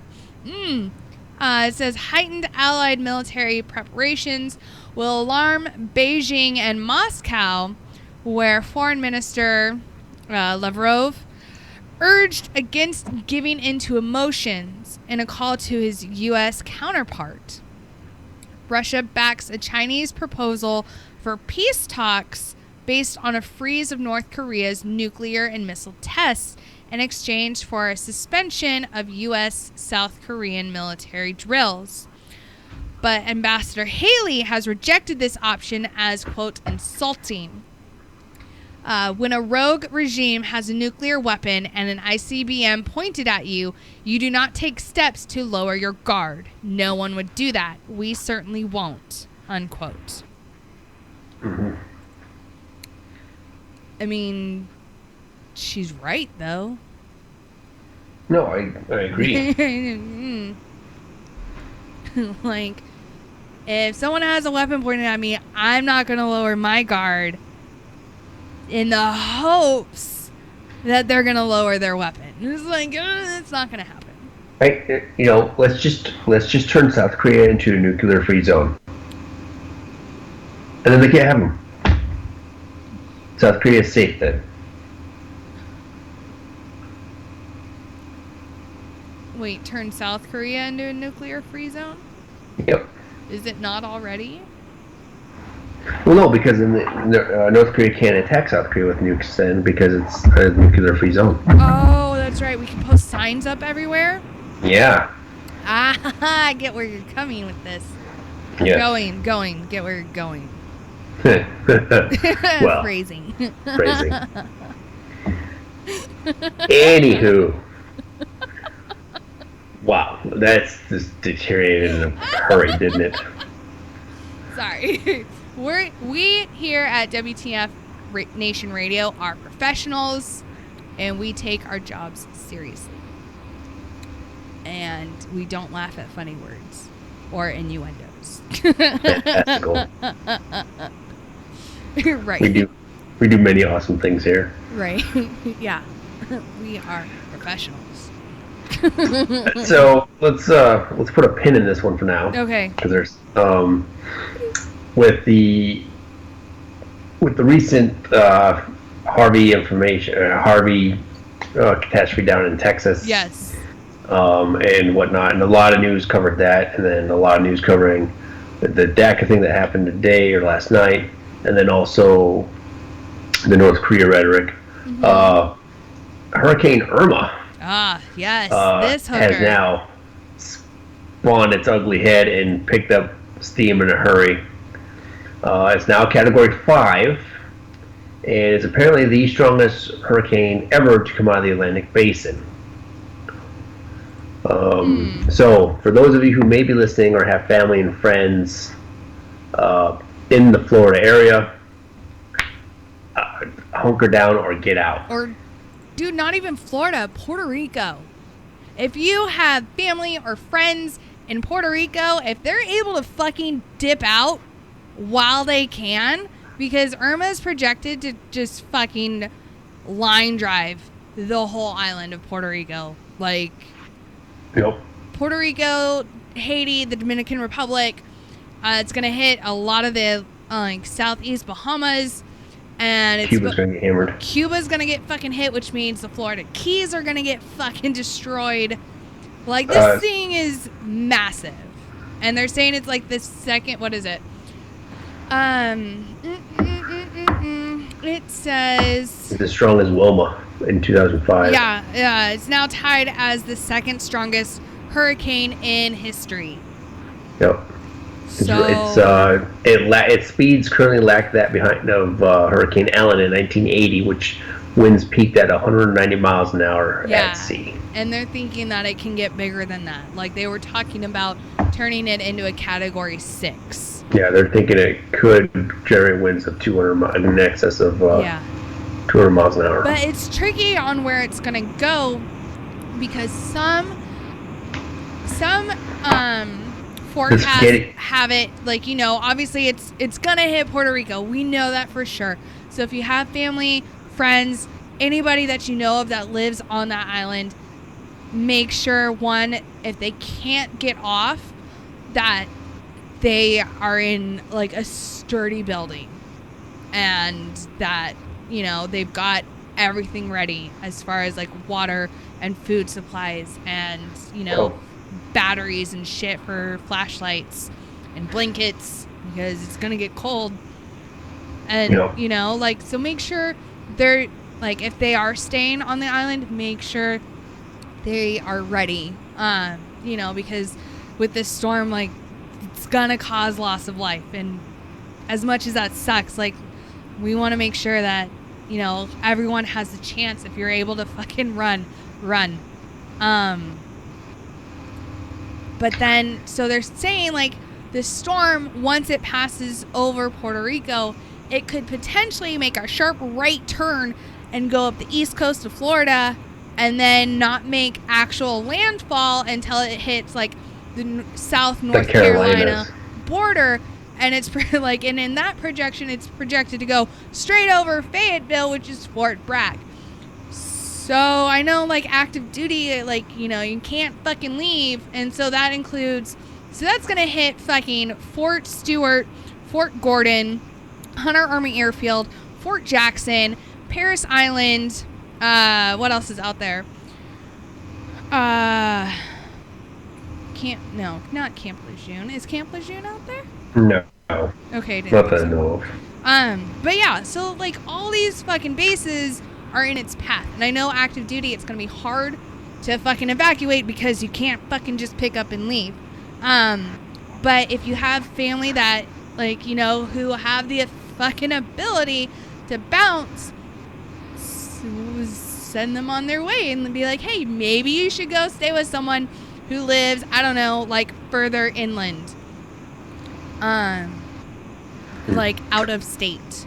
Right. So the other track that's got people worried is that it's going to stay south and not make that right-hand turn and go plowing into the Gulf of Mexico as a Category 4 and pick up more, and then it'll turn up and pick up some power. Yeah, with the warm Gulf water. And it's going to slam into something in the Gulf.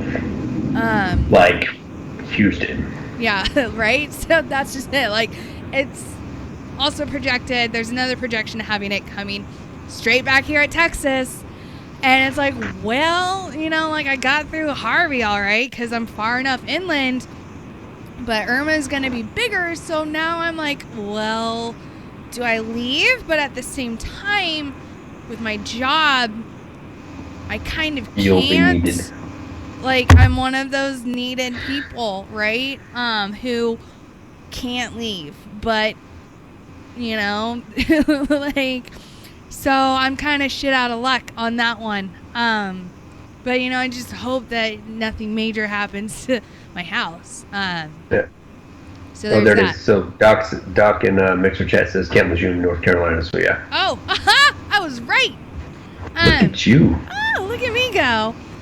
But yeah, so there's a projection having it come to Texas, but then there's another one having it kind of go, like, turn right after it passes between Florida and Cuba and go up and hit Florida, Alabama, Mississippi area. Yep. So, literally, like, everyone on the southeast of the United States, like, go inland. Like, I know Florida already has been given the order to evacuate. Like, your governor has said, get the fuck out. So, like, for those of you who are following this order and they're like, oh yeah, no, maybe I should fucking leave, I applaud you because you're looking back at history and you're like, maybe I should go. Because, you know, like, no amount of, I don't know if I want to say the word pride or whatever, but, like, stupid, like, if you're able to leave and you don't, I think you're an idiot. Because why are you gambling with your life? Like, it could be nothing, but at the same time, it could be everything, and then now you're no longer here. No, yeah, I mean, no, it's a good point. Like, you know, your life is not worth your pride. And saying, like, oh yeah, I survived Irma, it's like, why? Like, good job, I guess. Like, you're a fucking idiot for not leaving. You know? Because, like, if you are, if you do stay and, like, shit fucking happens, it's like, well, like, what the fuck did you expect? Yeah. So it's, you know. I don't know. That's just me. Yeah. So other than that, I mean, a lot of news is getting buried because of you know, North Korea and DACA. Yep. So and then hurricane. Yeah, friggin' Mixer Chat says the size is already the size of Georgia and Alabama. So, like, that's a big ass fucking storm, you guys. Yeah. You know, and then on top of that, a new tropical storm has already formed up in Irma's wake, which is Tropical Storm Jose. And not like Jose Tamale, although I'm sure he's super proud that a storm is now named after him. Because it brings havoc. Like he does Cook to Command. But yeah, so Jose is the 10th named storm of the season and has 45-mile-an-hour sustained winds, and it's moving 12 miles an hour west-northwest. It's not near any land. It's in the middle of the Atlantic, so no warnings are in effect. However, there is also Tropical Depression number 13. It hasn't gotten strong enough to get a name yet, but it is in the South Gulf of Mexico. And it's off the eastern coast of Mexico. That popped up today, actually. Mm-hmm. And it's forecasted to be a named storm within the next 48 hours. And so since that's already, you know, on this south end of Texas, like, we're going to get fucked up. Oh my God. Could you imagine if, like, Tropical Depression 13 and Irma met up? And it was like, hey, let's go hang out in Texas. So that's happened before. I the know. Unnamed storm that hit the East Coast. Like, So, yeah. like, you know, like, I'm just thinking, like, all these, like, you know, Houston is just now getting back to normal. Like, people are just now being able to get back home to just survey damage and be like, well, I guess I should probably start cleaning up or drying my house, you know? Only to be met with possibly Hurricane Irma, Tropical Depression 13, a possible fucking joining of the two storms. Or, and then, we have no idea where Jose's going. Like, fucking A, dude. This hurricane season's brutal already. Like, I understand it's just like a bunch of wind and rain, but goddamn. Like, Harvey dumped almost 50 inches of rain, which is a record setter. So that was fun. And it was mostly because it was a slow moving storm, right? Like, the thing was only moving 2 miles an hour. Yeah. It fucked us up for a while. But yeah. Oh, man. Right? So, but yeah, if you guys are in the, like, if you have family in the path of any of these storms, if they're able to fucking leave, convince them to fucking leave. Because, you don't want to be on the other end of that where you're worried sick, like, oh my God, did they make it? Like, you don't want to get that call like, oh yeah, so your family member decided to be stubborn jackasses and decided not to leave even though there was an order given to evacuate. They decided to stay, and here's their body. It's like, well, fuck. Like, you don't want to go through that. No, you do not. So, fuck. Yeah. I know that kind of got morbid for a second. I'm sorry about that. But, like, that's the reality, so... Sorry? Yeah. Maybe? Right, I'm probably going to get yelled at. It happens. Yeah. You're fine. It's fine.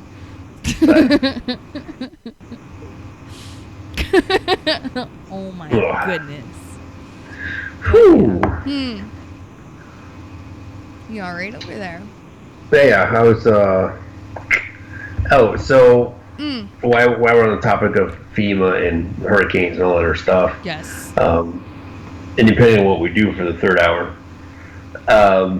there's fight over the congressional budget that's coming because there is the debt ceiling that's rapidly approaching. There is people pushing for the funding of the emergency funding to help out victims of Hurricane Harvey. And then there is the funding of the federal government that is coming. So there's expected to be a showdown in the next couple days about the money piece of everything. So, WTF Nation Radio, you are on the air. Who is this? Hey, this is Dalen. Hello. I'm calling from Idaho because, along with all the other crap that's going on down southeast, we've also got Yellowstone getting rocked with earthquakes. Oh, wow. So that's fun, too. I didn't know. I haven't seen anything. Like 2,300 yesterday, or a couple days ago. 2,300 earthquakes? Yeah. I think it was. Good Lord. And then there were another 20 in the Bear Lake Valley. So, yeah, we're getting rocked by earthquakes up here, and they're saying it's something like might be building up to like a 7.0 magnitude earthquake in Yellowstone. So, the super volcano is going to go. Right? And like, that's what, like, most people don't realize, though, is that Yellowstone is, like, a volcano national park. Like, there's fucking volcanoes under there. Oh! Yeah. If that goes, the entire Northwest is gone. Like, honestly, I haven't seen anything about any of that at all. Have you, Great Cloud? It was big news. No, I haven't. I'm trying to pull something up. And, like, I know Washington, like, I only know this because I have family in Washington State, like, you know, Eastern Washington, so almost Idaho. Like, I know that whole area is also on fire right now. Yeah. Well, Montana. Yeah. Yeah, in Montana, which, Spanky, you know about that. Spanky? So, yeah, the world's burning. I do. My little brother is up there as a firefighter right now. Freaking. So, we've got fires, we have earthquakes, we have fucking flooding, we have massive fucking storms. Like, I can kind of understand why, like, people who aren't Americans are looking at it as though we're being punished for something. Good Lord and lady. Yeah. And somehow it's all Trump's fault. Right? Oh, exactly. And somehow it's all Donald Trump's fault, and the government controls the weather, and the earth is flat, which is why Houston flooded. And it's racist. Right? Well, dude, thank you so much for calling. Definitely, I guess, like, you know, keep us informed as far as what's going on up there. Like, send a message to the page to let us know if this massive earthquake happens. Be like, shit just hit the fan here in Idaho. Because, oh my God. Well, I've already got a plan that if shit hits the fan, I'm driving west. Okay, wait, why west? Because it's the easiest way to get me further away from Yellowstone. Oh, okay. Yeah, no. I'm on an interstate that runs east and west, and it's easiest to go west. Okay. Get away from crap. Well, that makes sense then. So. I've got a plan. Oh, so good. Most people do. Good. That makes me feel better. I'm really glad. But yeah, thank you so much for calling. Oh yeah, absolutely. All right. Have a good one. You too. All right. Bye. Bye. Dude, that's crazy about those earthquakes. Yeah, the super volcano is going to explode. Watch. No, oh my God, but no, seriously, because what happens before a major eruption? A bunch of mini earthquakes, because the fucking fault line is getting froggy, and shit's getting fucking froggy underneath there. Oh my God. Run away. Like, you know, but seriously, like, watch the animals. If all of a sudden all the animals are fucking gone, like, book it the fuck out. Drive west. Like, seriously. Because, you know, fucking animals, like, sense that shit, right? So if all of a sudden all of them are fucking gone, when before, you know, it's Yellowstone, there's fucking animals everywhere. If they're gone all of a sudden, that might be a good indication that, like, something might happen. Gosh. 2,300 earthquakes? God damn. That might be a little exaggerated. Well, okay. I mean, he lives there, so... Yeah. I'm going to take his word for it. Well, I'm trying to pull up USGA's stuff. Oh, yeah, do that. Mm-hmm. That'll be good. I can't wait. Like, all this... Rob Barker. That escalated, deteriorated quickly. Yeah, no, it did. But yeah, fucking hell, dude. That's crazy. All right, well, and right, nowhere is safe right now in the United States. Apparently, you either have fires, or you have crazy liberals, or you have earthquakes, or you have massive storms heading your way. Like, there's no safe spot. Which, God, it makes me sound like one of them. I need a safe space. No. Ugh. No. Damn it. But, all right, we are going to take a break, and when we come back, Grey Cloud and I will talk more about some more current events. So we shall be back here in, like, I can't math right now. Like 9 minutes, I think. Yeah.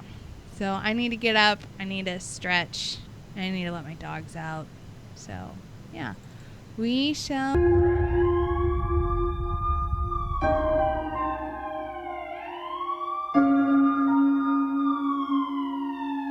Tell me how it is that a hero needs saving, how he needs that support to keep his roof from caving, holding tight on that 45 as a tear drops from his eye. Picturing his mom is all that's kept him alive, cause he's buried his friends and he's buried his thoughts. Suppress these demons inside until his stomach's in knots. I see you on your knees, so please let me give you help, pick you.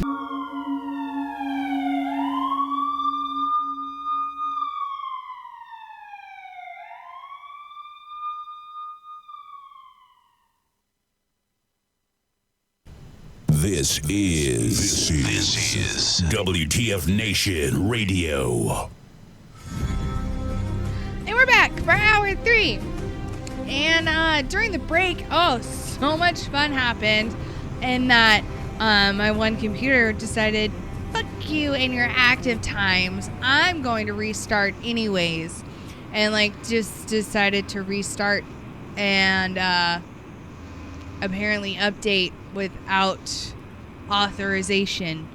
So I lost Spanky and I lost the ability for you guys to call in for a little while. So if you can bear with me or, listen to Grey Cloud talk while I get, Skype back up and running. So that way you guys can call in and we can have discussions. That would be fucking phenomenal. Take it away, Grey Cloud. Well, no pressure. And things and stuffs. Oh, look at that. It's already up. Good. Oh, how convenient. I know. That was good, though. Whew, that's... Whew. Right? But no, so what we're... for this third hour, I've got one of the articles pulled up now that I wanted to talk about, because this is important for the nation to know and whatnot. It goes back to this whole, we talk about being involved with politics and knowing what's going on in Washington, what our supposed leaders are doing there and what they're getting paid for and what we voted them in to do. So there's this, I heard it today on the radio when I was, stuck in traffic driving home, and I've heard it a couple of times building up to this, and I heard it almost came to light immediately after Harvey started slamming Houston, is funding everything. Yes. So they're trying to get the emergency funding for Harvey victims. We're about to hit a debt ceiling, and we've also got to fund the government by the end of the month. In theory. Well, no, not in theory. It's got to happen. Oh, it has to happen? It has to happen. If not, nobody gets paid. Check that. Soldiers will get paid, but they will only receive 55% of their paycheck that they're used to getting, and then everything will be back paid to them, because the government's so good about getting us money. It is when it's owed to us, right?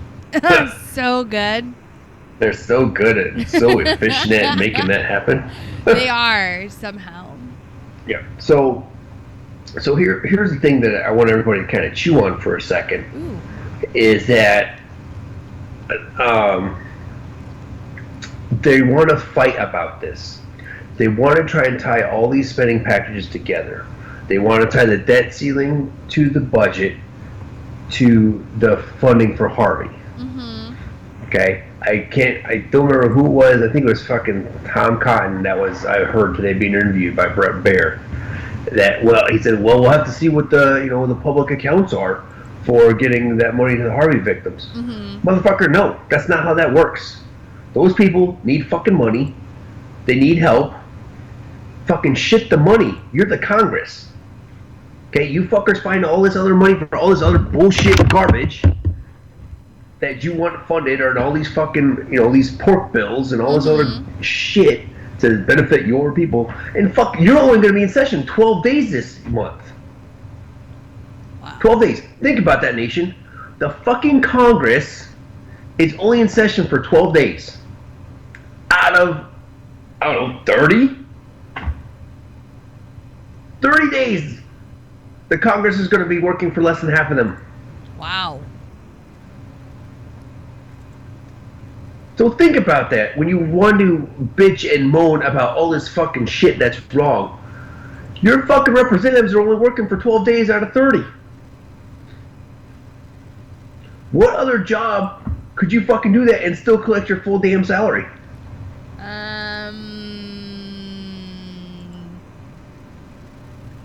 Yeah, exactly.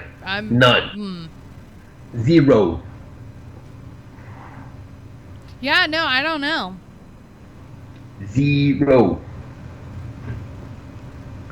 So, what's really got me pissed off about this is that they want to tie it all together, and it affects everything. Mm-hmm. It affects soldiers' pay. It'll affect readiness because money for equipment and all that shit. Units won't have a budget. Mm-hmm. They won't have the budget until the National Defense Authorization Act is passed. Oh, is that what it's called now? Well, that's what the money is for the military, yeah. So, which is tied to the budget. Mm-hmm. So, if they don't fund the government, which includes the NDAA, and we don't extend the debt ceiling, or they figure out how to fucking allow us to spend more money, mm-hmm. and then they don't want to fucking pay for Harvey because they want to tie it all together, well, there should be a lot of congressmen that lose their fucking jobs come November. In theory, right? In theory, I mean, right. If you don't do your job, you expect to get fired. Congress hasn't done their job in a hot minute, and I'm still waiting on them to get fired. What kills me about this, and this goes back to educating the nation, not only the nation that we support and we talk to every day, mm-hmm. But educating the people of the United States that, motherfuckers, you have the power to fire these people. You have the power to fire them in the middle of their, term. You can fire them in the middle of their term. It's called a recall election. Ooh. Oh, I didn't know that. Learn something new every day. Fire them motherfuckers and get rid of them. Well, how do we do that? Special election process. You have to get with your local counties. Oh, that takes time and then money and then convincing everybody else to do it. And the problem is people don't want to fucking say, oh, well, it doesn't matter. We can't do anything about it. Bullshit! We outnumber the Congress. Easily. If I had time to do it, I would figure out what it is we outnumber the Congress by. I mean, there's only 500 some odd people, or 600. 535 that represent that make up the Congress. No. The nation is 300 million strong. Well, no, I mean, wouldn't it be 600 since, that Congress includes the Senate? That's 535. I thought that was the number in the House. 435 is in the House. Oh, well, I don't fucking know. It's been a while since I've been in government. I don't fucking know. And I barely passed that class because it was boring. Sorry, Mr. Donovan. You were cool as a person, but your class was boring. Tell her how it really feel. It was. I mean, don't get me wrong. I got through with a C. But, I mean, I did better in there than my econ class. That's for damn sure. My econ class. My final project I aced, which is the only reason I passed that class. I don't know. This is boring, so I didn't pay attention.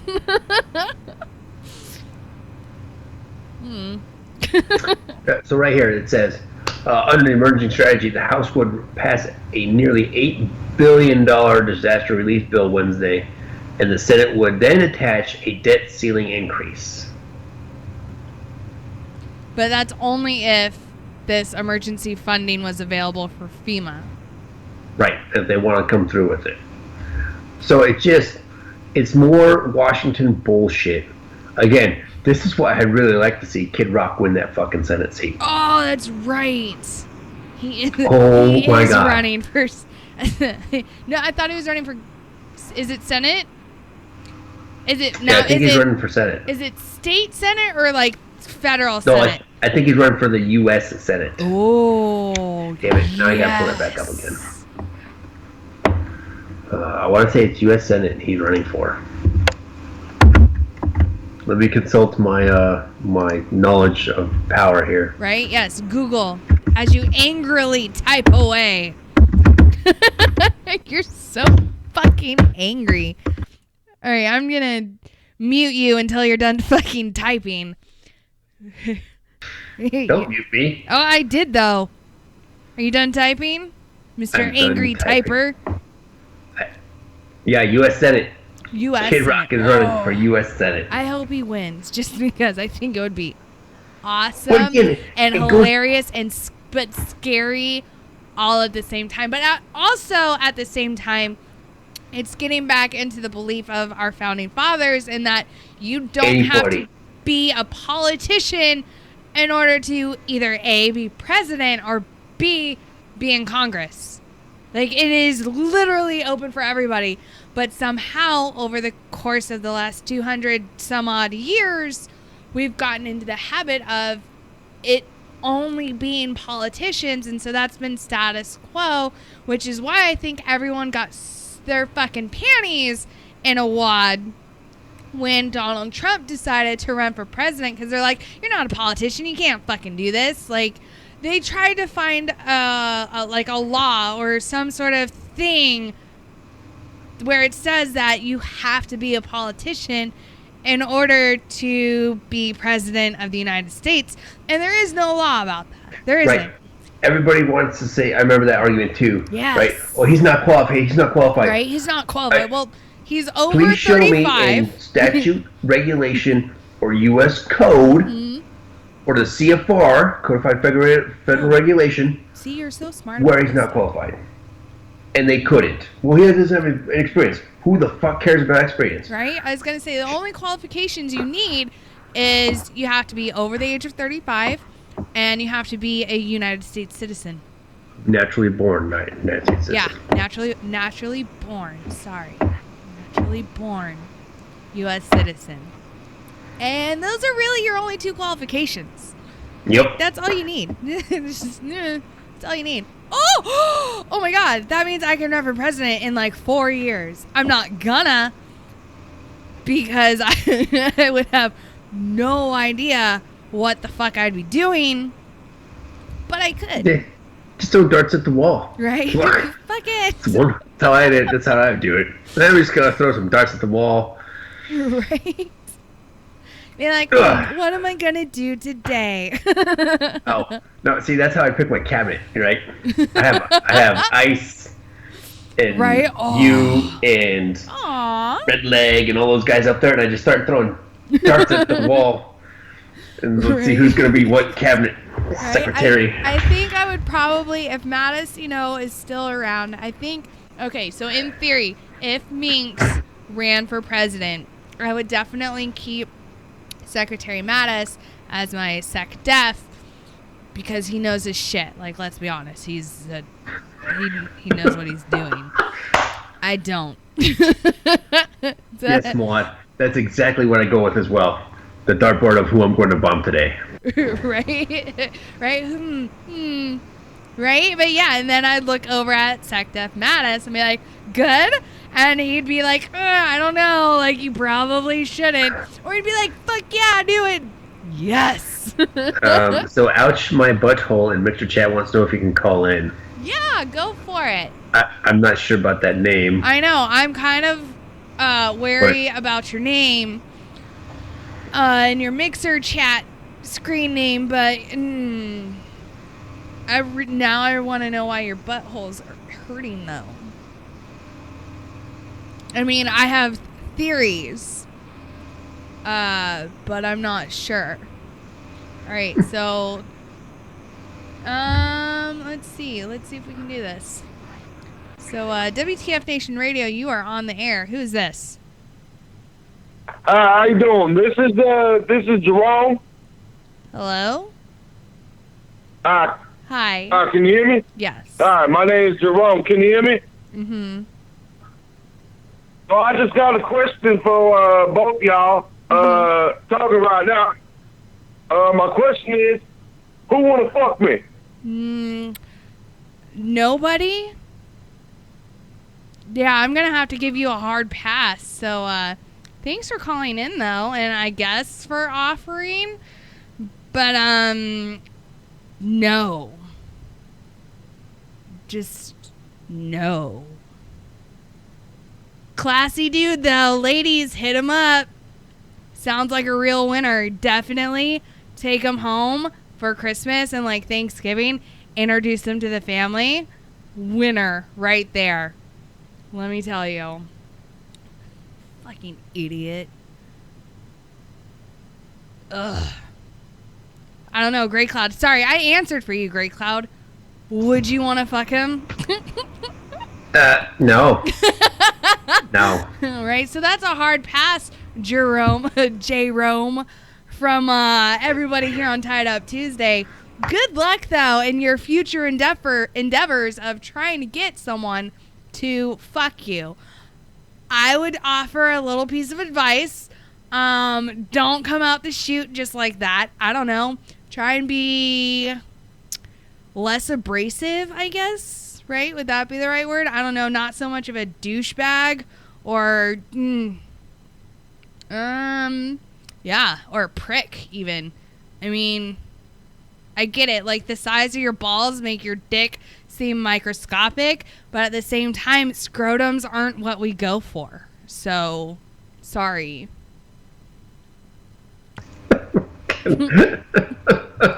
What? Nothing. That was just a very interesting.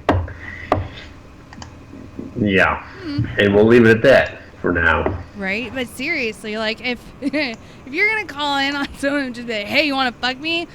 I'm going to assume you have elephantitis of the scrotum to the point where it has completely engulfed whatever minuscule amount of dick you have, to where you now piss on your balls because there's nothing there. Wow. What? Apparently ice is broken out of his Winchester now. You done fucked up, J-Rome. Done fucked up, JJ Rome. JJ Rome. Hey, Ron! Hey, Ron in here. What an idiot. God, how can we block that number?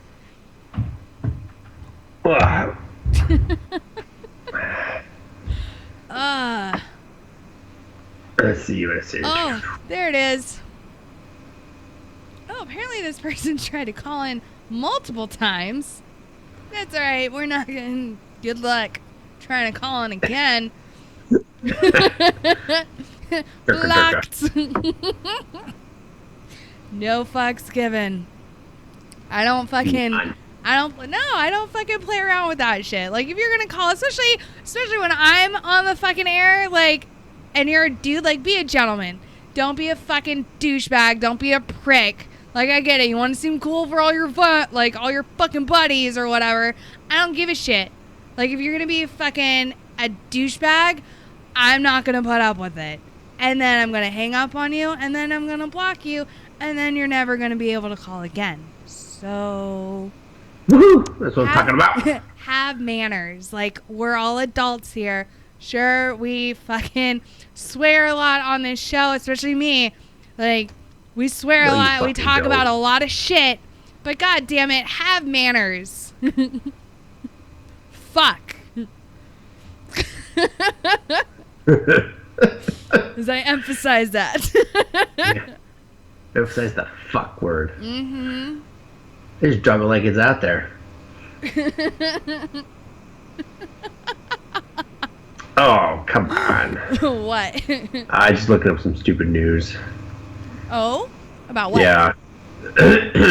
Hold on, let me pull up the article so we can all get angry together about this. Oh, good, we can get angry. Good. Arizona principal arrested for trying to lure teen girls to skinny dipping party. Oh. Yeah. Oh, go on. Wow. Carl Wagner, 59, was arrested Tuesday and admitted to posting the online invites, according to the New York Post.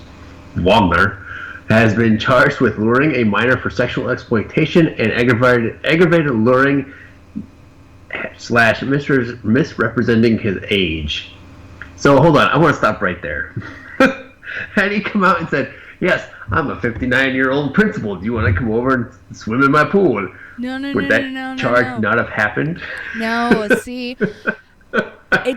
No. See, predators don't just come out like that. It's a lot of, there's a technical term for it. I think it's called gaslighting, where what they do is they earn the trust of their intended victim. They earn the trust. And then it's an eventual working up to convincing them that it is in their best interest to do what they say. It takes some time, and it takes the right victim. It takes someone, what is it? Like people who are like severely empathetic, they fall victims to gaslighting a lot, just because of that's how they are. That's how they're made up is just they are people pleasers, and so all it really takes is someone who is severely manipulative to be able to figure out how to do this, and it can be done rather easily.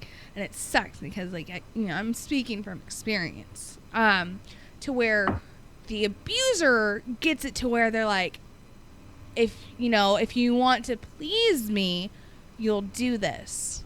And so that's where it's like, as the people pleaser, you want to please everybody, right? You don't want people upset with you or mad at you for any reason.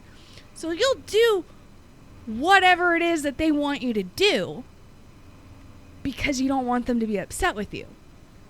And so that's when it starts this whole cycle, right? However, he's in Arizona, right? Mm-hmm. Which county? It does not say. What city? But, hold on. Scottsdale. No. Oh, Pinal County. There it is. Oh. I know. Oh, so close. If he was a few miles to the fucking west, he would be in Maricopa County. He'd be under the jurisdiction of Sheriff Joe. Which means his ass... Sheriff Joe's no longer the sheriff. Well, in theory. No, that's a fact. It's not a theory, that's an actual fact. I hate to burst your bubble. Sheriff Joe can't die. Well, maybe not, but he is no longer sheriff. I mean, under Obama. Unfortunately. Oh. Wow.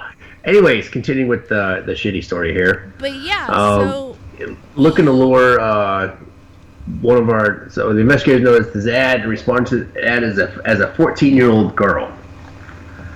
At which time they continued their investigation. Lamb said during that time he not only lured that teen, they use quotes around teen because it's one of their people, and he also was explicitly sexual in his discussions with the teen, and also exchanged explicit photos with that teen. Yeah.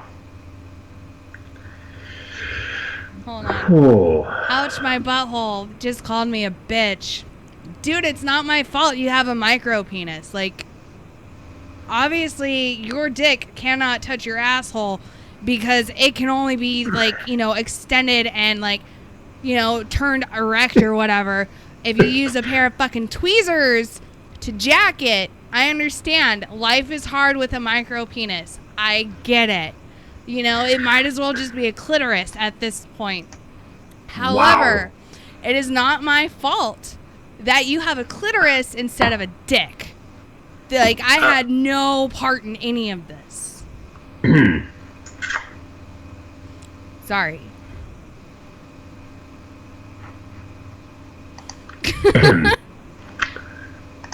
I don't know what to tell you. Anyway, so that's the end of that story. Continue, Spanky. I recommend a plastic tip tweezers. True story. They'll be more gentle. They won't cut you. Wow. Oh, fuck me. Oh, I hate people. Like, I'm really not a bad person if, have manners. Manners are important. Right? Now, apparently, he's just not even worth it. Ugh. It's okay. I understand. Like, having a small dick, I get it. It's like being super short. It's like you have Napoleon syndrome, but for your clitoris. It's okay. But anyway, so here's a sad one. It's just a quick story. A Louisville boy 9 catches fire after playing with gasoline. Oh. Yeah. Police in Louisville said a 9-year-old boy was rushed to the hospital Tuesday night after catching fire while playing with gasoline. Investigators said the incident happened just after 8 p.m. After we started.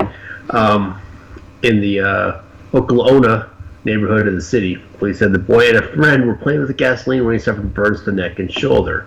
The boy was taken to University of Louisville Hospital and was expected to survive. Oh, that's good. News reported that police determined the fire to be an accident and are not expected to file charges. So, where do 9-year-old boys get gasoline to fucking play with? Where do they not get it? Well, this is true. Now, okay. Now, speaking from experience, 9-year-old boys can find a lot of shit. Yeah. Literally and figuratively. Boys are mischievous. So it would not be hard to get the gasoline can out of the garage. Yeah, I was going to say, all you got to do is either the gasoline can or siphon it out of the fucking lawnmower or the weed eater. If you have... I don't think they're going to siphon two... Well, they might. Really? They might siphon two cycle out of a weed eater. But that's a lot of work for a 9-year-old. Let's be real. They would just probably grab the gas can. Right. It'd be easier. But yeah. But no, that's good. He's going to survive. So, speaking of fire, so my brothers, most of you know, well, I shouldn't actually, no, I don't know, you might if you follow the show. Most of you know I have 4 older brothers. And,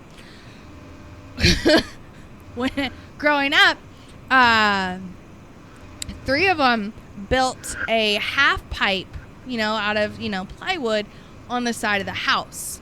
Because, it's the 90s. Rollerblading was the thing to do back then. So they built themselves a little half pipe in the backyard that was literally right up next to the house. And so we'd fucking rollerblade on it, right? Well, one day they decided they were going to play firefighter. They set the half pipe on fire. Again, that's awesome. It was literally touching the house, right? So they set the half pipe on fire because reasons. And my stepdad came home to them putting out a rather large fire with the garden hose. I was not at the house when this happened. From what I've been told, loud noises that occurred. And they got in trouble. Yeah. Wow. Mm-hmm. But I mean, at least this kid's gonna learn to respect fire. Like, I know it sucks he got fucking burned. Yes. But I mean, he's not gonna fucking do that again. No, he will not. Or he will become a daredevil. Ooh. And that's all she wrote. Like a stuntman? Yes. But now, so here's a very interesting story, and this one will probably kick up some emotion. Mm-hmm. The governor of the U.S. Virgin Islands has ordered its National Guard to seize guns, ammunition, and other weapons from its citizens as the territory prepares for Hurricane Irma to make landfall. Isn't that... wait. Governor Kenneth Mapp An independent signed an executive order Tuesday instructing Adjutant General Deborah Howell to take, quote, take whatever action she considers necessary, end quote, to maintain public order. The order, obtained by the Daily Caller, states that Howell is, quote, authorized and directed to seize arms, ammunition, explosives, incendiary material, and any other property that may be required by the military forces for the performance of this emergency mission, end quote. The National Rifle Association announced its strong opposition to MAP's order in a press release Tuesday. And they said, quote, people need the ability to protect themselves during times of natural disaster. Chris W. Cox, executive director of the NRA's Institute for Legislative Action, said, this dangerous order violates the constitutional rights of law-abiding citizens and puts their lives at risk. End quote. In 2005, New Orleans Mayor Ray Nagin signed a similar order allowing the seizure of guns, assault rifles, and other weapons ahead of a forced evacuation from those still living in the areas affected by Hurricane Katrina. The NRA filed a lawsuit after Katrina claimed New Orleans violated gun owners' constitutional right to bear arms and left them at the mercy of roving gangs, home invaders, and other criminals after the hurricane. Congress later passed the 2006 Disaster Recovery Personnel Protection Act, which is meant to prohibit future confiscations of weapons during an emergency. So the governor's breaking the law. Yeah. By a lot. This will be interesting to see how this plays out. Because basically, the governor just ordered the illegal confiscation of personal property. I was going to say the illegal seizure of people's Second Amendment rights. Like that's, how is this going to play out? Well, there's a handful of them that are being violated there. Right? Because the government can't seize something without a warrant. Right. Which it needs to have a fucking reason in order to seize it. Like, it has to be, like, a justifiable reason. You know, because I saw in the Mixer chat, you know, one of the reasons why people don't evac during disasters is because they don't want their shit taken. And I completely, like, I understand that. Everything, you know, fucking a lot of people in Texas stayed behind because of looters. And like there was a Facebook video going around of a guy who was like with his fucking 12-gauge shotgun was protecting a strip mall and was like, if anyone tries to fucking loot these stores, they're gonna die. And I know a lot of, like, there's a saying going around in Texas right now, like, if you loot, we shoot. Because, you know, looting has been not super bad, but, you know, they didn't want it to get to the point of, like, what happened after Katrina, where fucking New Orleans was ransacked. Yep. And so with this governor of the Virgin Islands saying, turn in all your weapons, or, you know, or we're going to come get them. Like, how are people going to protect, like, defend themselves and then defend their property? Because, sure, law-abiding citizens, the law-abiding citizens are going to turn their shit in, even though it's an illegal confiscation. This is going to get bad. But then you have the people, you know, who don't follow the law because they're, you know, like the bad guys, and who keep their fucking weapons, and then now they know the rest of the fucking island is no longer able to defend themselves, right. And so they're gonna fucking prey on everybody. So here we go. The right of the people to be secure in their persons, houses, papers, and effects against unreasonable searches and seizures shall not be violated, and no warrant shall issue but upon probable cause, supported by oath or affirmation, and particularly describing the place to be searched and the person or things to be seized. Fourth Amendment, United States Constitution. So, violating the Second and the Fourth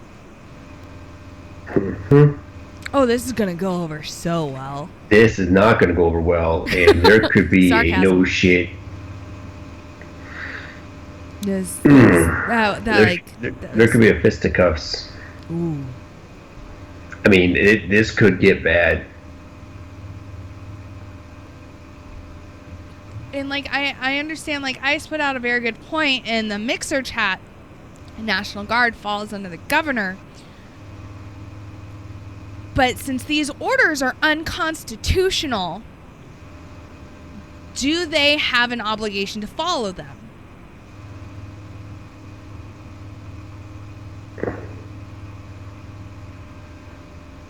You know, because like I was always told in the Army, like if I was given an unconstitutional order, unlawful, or like an unlawful immoral, order, unethical, or unlawful, I was to not follow it. I was to have like the moral fortitude or whatever to know that this is an unlawful, unmoral order.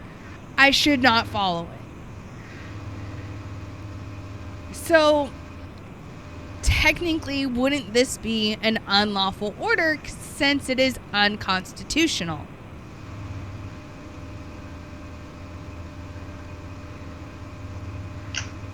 I would agree. It is completely unconstitutional. Like, so, but does that make it unlawful? Yes, possibly. I don't know. See, So here's the thing, though. If this gets to where it could go, I mean, literally, you could see firefights before a hurricane hits. Right, between the citizens between the citizens and the government of the Virgin Islands. Right. Oh. And then what? Dude. Now, so think about the secondary and tertiary effects here. Okay. So they see this happen, right? They see this power struggle happen in the Virgin Islands, and then you have governors in Florida, Texas, Alabama, Louisiana, all go to try and issue the same type of order. I don't think that would ever fly in Texas. Well, I'm just saying. Like Governor Abbott, like signed a bill where we can open carry large knives and fucking swords now. Governor Abbott is all about the Second Amendment. He signed that we can conceal carry on college campuses now. Like, I don't think there would ever be a situation in which Governor Abbott would ever call for the Texas National Guard to seize people's weapons. Like, that would be suicide on their part. True. But think about the secondary and tertiary effects that could be happening from this, especially if there is a no shit firefight between the citizens and the National Guard of the Virgin Islands. Just think about it. What message does that send to other states? What message does that send to those who are directed to follow orders, and so on and so forth? We could have a no shit issue, and a rebellion could fucking happen. I hate to say it that way. I call it a rebellion, but well, no, that would be exactly what it is. Because in my head, I was thinking, oh, hey, Revolution 2.0. But in theory, maybe. Ooh. But it's scary to think about because the precedent is not there, and the last time it did happen, well, the Redcoats lost. That is true, they did. I don't know. I don't know. love to hear somebody's opinion as long as you're not going to be, a 12-year-old about calling in this station. Right. And I think I agree with Maude there in the Mixer chat. We are about ready for a 2.0. Right? A 2.0 of something. But I agree. Well, I mean, if you look back on it, like, throughout history, all big civilizations, like, especially those of, like, a democratic republic like ours, at about the 200 to 300 year mark, they have a second revolution because the government that was elected to, listen to the people no longer were listening to the will of the people and were instead only looking out for themselves, which is kind of like what's happening now. And so, yeah, in a lot of sense, like, you kind of look at what's going on today with what was going on during, like, the French Revolution or the fall of Rome, and you're just like, well, fuck. I mean, yeah. Am I wrong? No,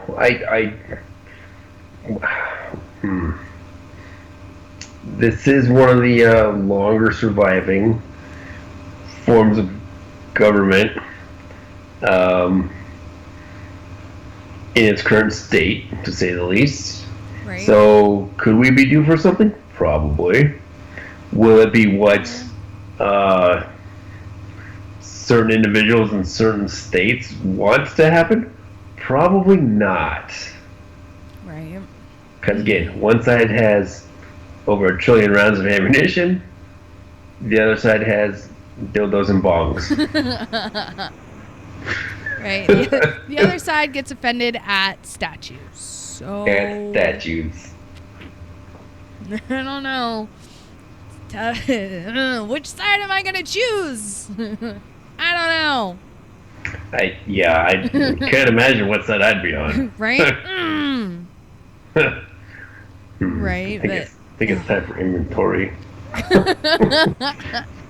Right? But no, seriously though, I know exactly where I'm going if shit hits the fan. And it is well stocked. Is it? It is.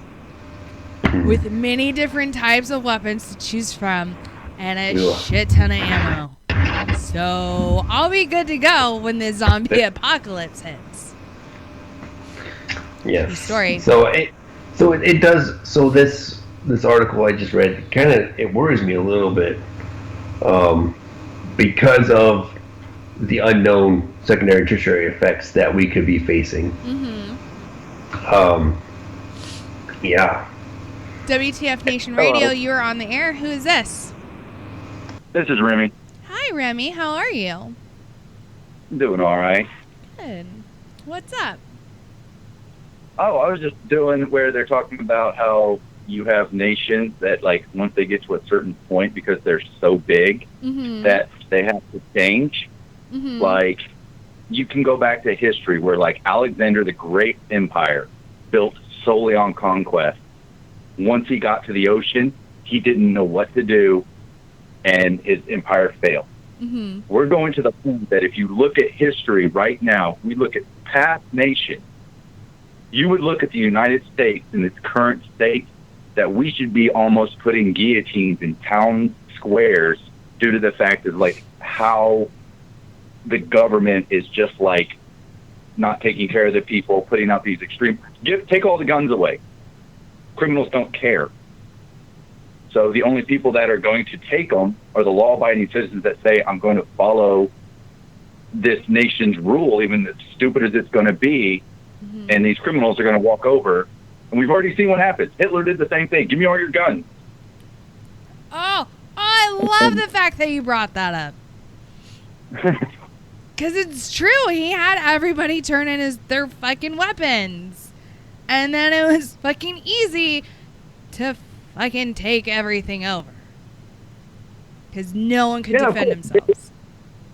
You take away, and then everybody complains. You know, you get these politicians that get on TV, they pick up a AR rifle, and they say, this is an assault rifle. No, it's not. That's the company that makes it. It is not the rifle, or they hold up a shotgun and say, this is a tactical pencil. Right. You're like, at least know what you're talking about before you pick it up. And say, I mean, it really doesn't matter if, like, you're holding 100 rounds of ammunition or 15 rounds of ammunition, only one takes to kill you. Yep. So, yeah. No, Gray Cloud? Okay. Yeah. Did you hear what Remy said? I did, and I agree with him on it.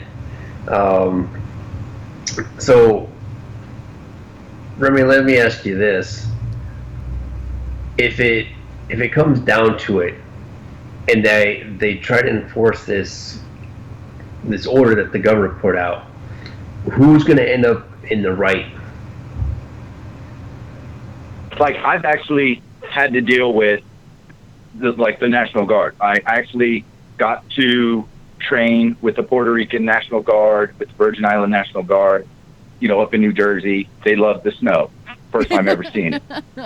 These guys, that's where it's going to hit, because you're going to have half the National Guard guys are going to be like, we have to follow this order. It's going to be, you remember the dumb private, follow every rule. You're going to have guys that are just going to, like, well, we got to go take their guns away. And then you're going to have these guys, these experienced guys, are going to be like, we can't take their guns away. They won't leave their home and get out of here. They don't know that we're trying to help them. Yes, somebody's stupid, crazy rule that if we take all the guns away, nobody will shoot each other. Yeah, great. Go, whatever you're smoking, give it to us, because we want to know what's going on with what you're seeing. Because it's not going to happen. Everybody knows it's not going to happen. Mm-hmm. But you can't really, instead of wasting the National Guard time in trying to take all these guns, why don't you fill sandbags? Why don't you make sure that the nursing homes aren't sitting in pools of water waiting to get rescued? But you're going to be spending all your time trying to steal somebody's handgun out of its car because you don't want him to defend his home, but we're going to leave nursing homes where a lady's in a wheelchair up to her waist waiting to get rescued because there's nobody there to help. Excellent points. I absolutely agree with you 100%. Like, there's so many more better uses that the Virgin Island National Guard could be put to use towards than, like, I need you to be unconstitutional and confiscate everybody's weapons. 1, 2, I agree with you. There are going to be those, especially the brand new privates who, or even brand new lieutenants who are like, I gotta do everything what they tell me to do, And I'm trying to get my promotion. Right? Exactly. Exactly. But you have to, there's almost like you have to have this trust that the senior leadership, whether that be the NCOs or the officers, the senior leadership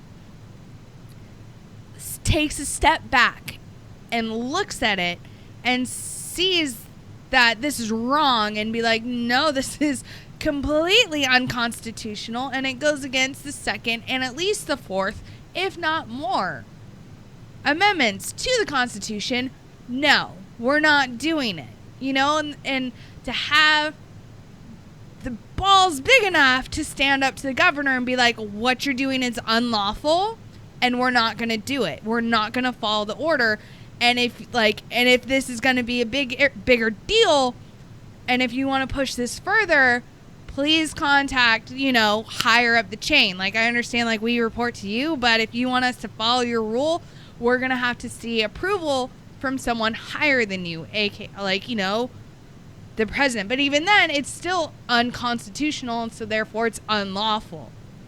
So by the time that gets out of committee and gets to who it needs to get to, the hurricane's going to be done. Yeah. Right. It's going to be done. I mean, it takes 6 months to get a flu shot in the Army. I mean, geez, it's like, because I see this, prime example, being deployed in Iraq. Mm-hmm.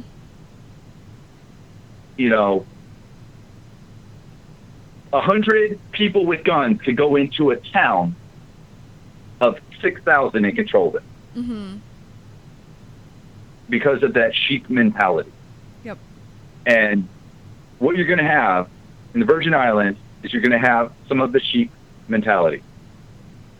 Oh yeah, Spanky, I saw that. That's yeah. Right. Do not get red. I got Battle Assembly this weekend, so I'm probably getting shots in the ass this weekend. But you've got to have. It's not whether, as perfect example, the unlawful, unconstitutional rules. But a lot of those soldiers are going to be that old private adage, follow last orders received. Right, without because question. The last orders received, last orders received, because I don't know if any more of the people in the chat have been deployed. You remember 1 AK, 1 magazine, every house. If they had more than that, we took it. Mm-hmm. Okay? But they could have their 1 AK and 1 magazine. It got to be where when we would walk up, the guy would come out with his AK, lean it up against the door, pull the 1 magazine out, lay it up against, and say, I got nothing more. Okay?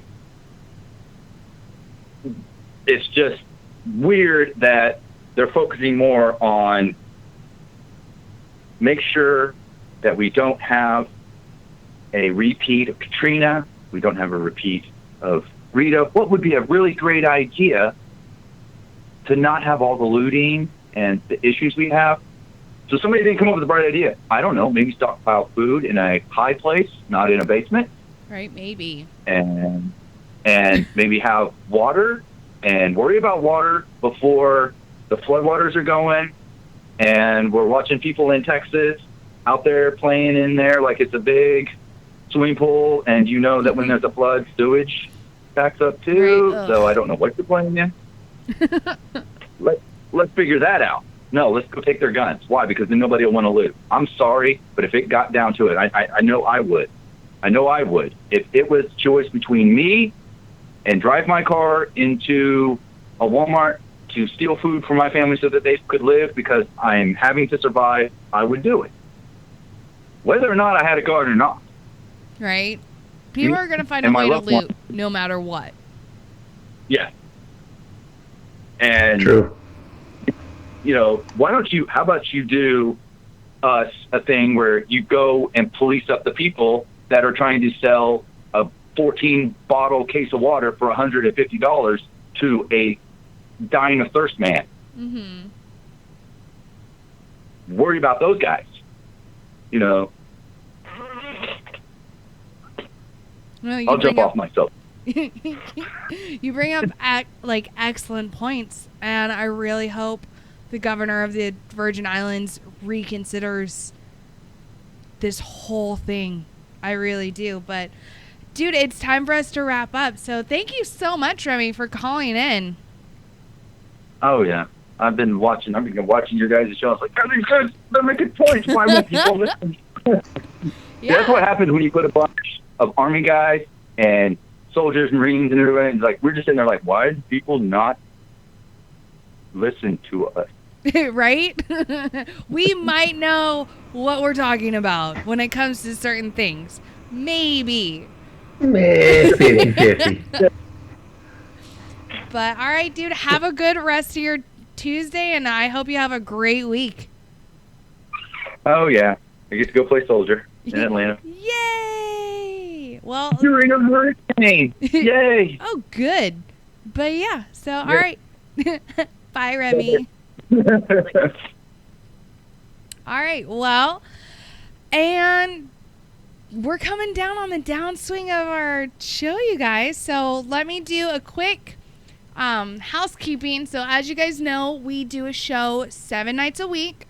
Tonight is Tied Up Tuesday with myself, Minx, and my co-host, Gray Cloud, who he is normally on camera too, and you can see his luscious beard, but due to moving, he's got to reset everything up. So you're stuck with me tonight, as far as face wise. So sorry. Tomorrow we have WTF Wednesdays with Jim Beam and Pookie, and they're going to be joined with KJ as well. And tomorrow they have a guest. Andre Crawford is going to be on. And Andre is currently, or he hiked the Appalachian Mountains. So he's going to be on tomorrow to talk about that. And then Thursday we have Sergeant's Time with Ice, Mike Golf, Doc Madness, and Grey Cloud. Fridays we have Friday Night Freedom with myself, Minx, and Mud Puppy. Saturday we have Saturday Night Savagery with Jay Reddy and Pookie. And Doc Madness, that's right, Doc Madness is now on Saturday as well. Sundays, it's up in the air on Sundays right now. We're either doing the Green Room, or we're going to be broadcasting us playing Grand Theft Auto, because that's what a bunch of us do when we're not broadcasting. We play Grand Theft Auto with each other, and we burn Los Santos to the ground. And then Monday, we have the Monday edition with Ice and Cuffs. And on Monday, September 11th, we have a guest, Joseph Cox from Walk of Life. Walk of Life is a small group of combat veterans who have rolled up their sleeves and put their boots to the ground to walk cross-country from Los Angeles to D.C. in an effort to spotlight the overwhelming amount of daily veteran suicides, spread the word about agencies that offer real help, connect people to people who truly understand veteran struggles, and most importantly, let those who are struggling know that they don't walk alone. And then that brings us back to Tuesday. So all of our shows start at 8 p.m. Eastern, 7 p.m. Central. And yeah, so all of our shows as far as Remy, it's Xbox One. We're an Xbox crew. So dump that PlayStation shit.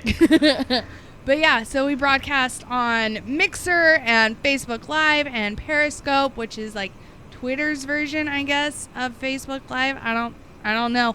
I don't twat or tweet or anything that with that fucking bird where you have like a limit on how many goddamn characters you can use. I don't do it because I don't. And then, we also have a YouTube channel. And we have podcasts where if you miss a show, all you got to do is go to WTFNationRadio.com, and there's going to be a link for podcasts, and you just go there, and you can listen to us even when we're not on the air. Like, we're kind of a big deal. So yeah. That's our show for tonight. Oh, such a good show. I loved it. Good. I loved it. A lot better than last week. Yeah. And we had awesome callers. 99% anyways. What awesome callers. So everybody who called in, except for, Needle Dick, thank you so much for calling in. I really enjoyed interacting with you guys and hearing your opinions. And yeah, it was great. So have a great rest of your week, everybody, and we'll see you here tomorrow for Jim Beam Show. So yeah, bye. Bye, Nation. Batten down and stay safe out there. Right. Stay safe. If you're able to fucking get out from the path of Irma, please do so. All right, stay safe, you guys. Hungry for another taste. You stumble around the time you waste, and your table's overturned. Sooner or later you crash, then you burn. I think I wanna die tomorrow. And are you gonna be with me?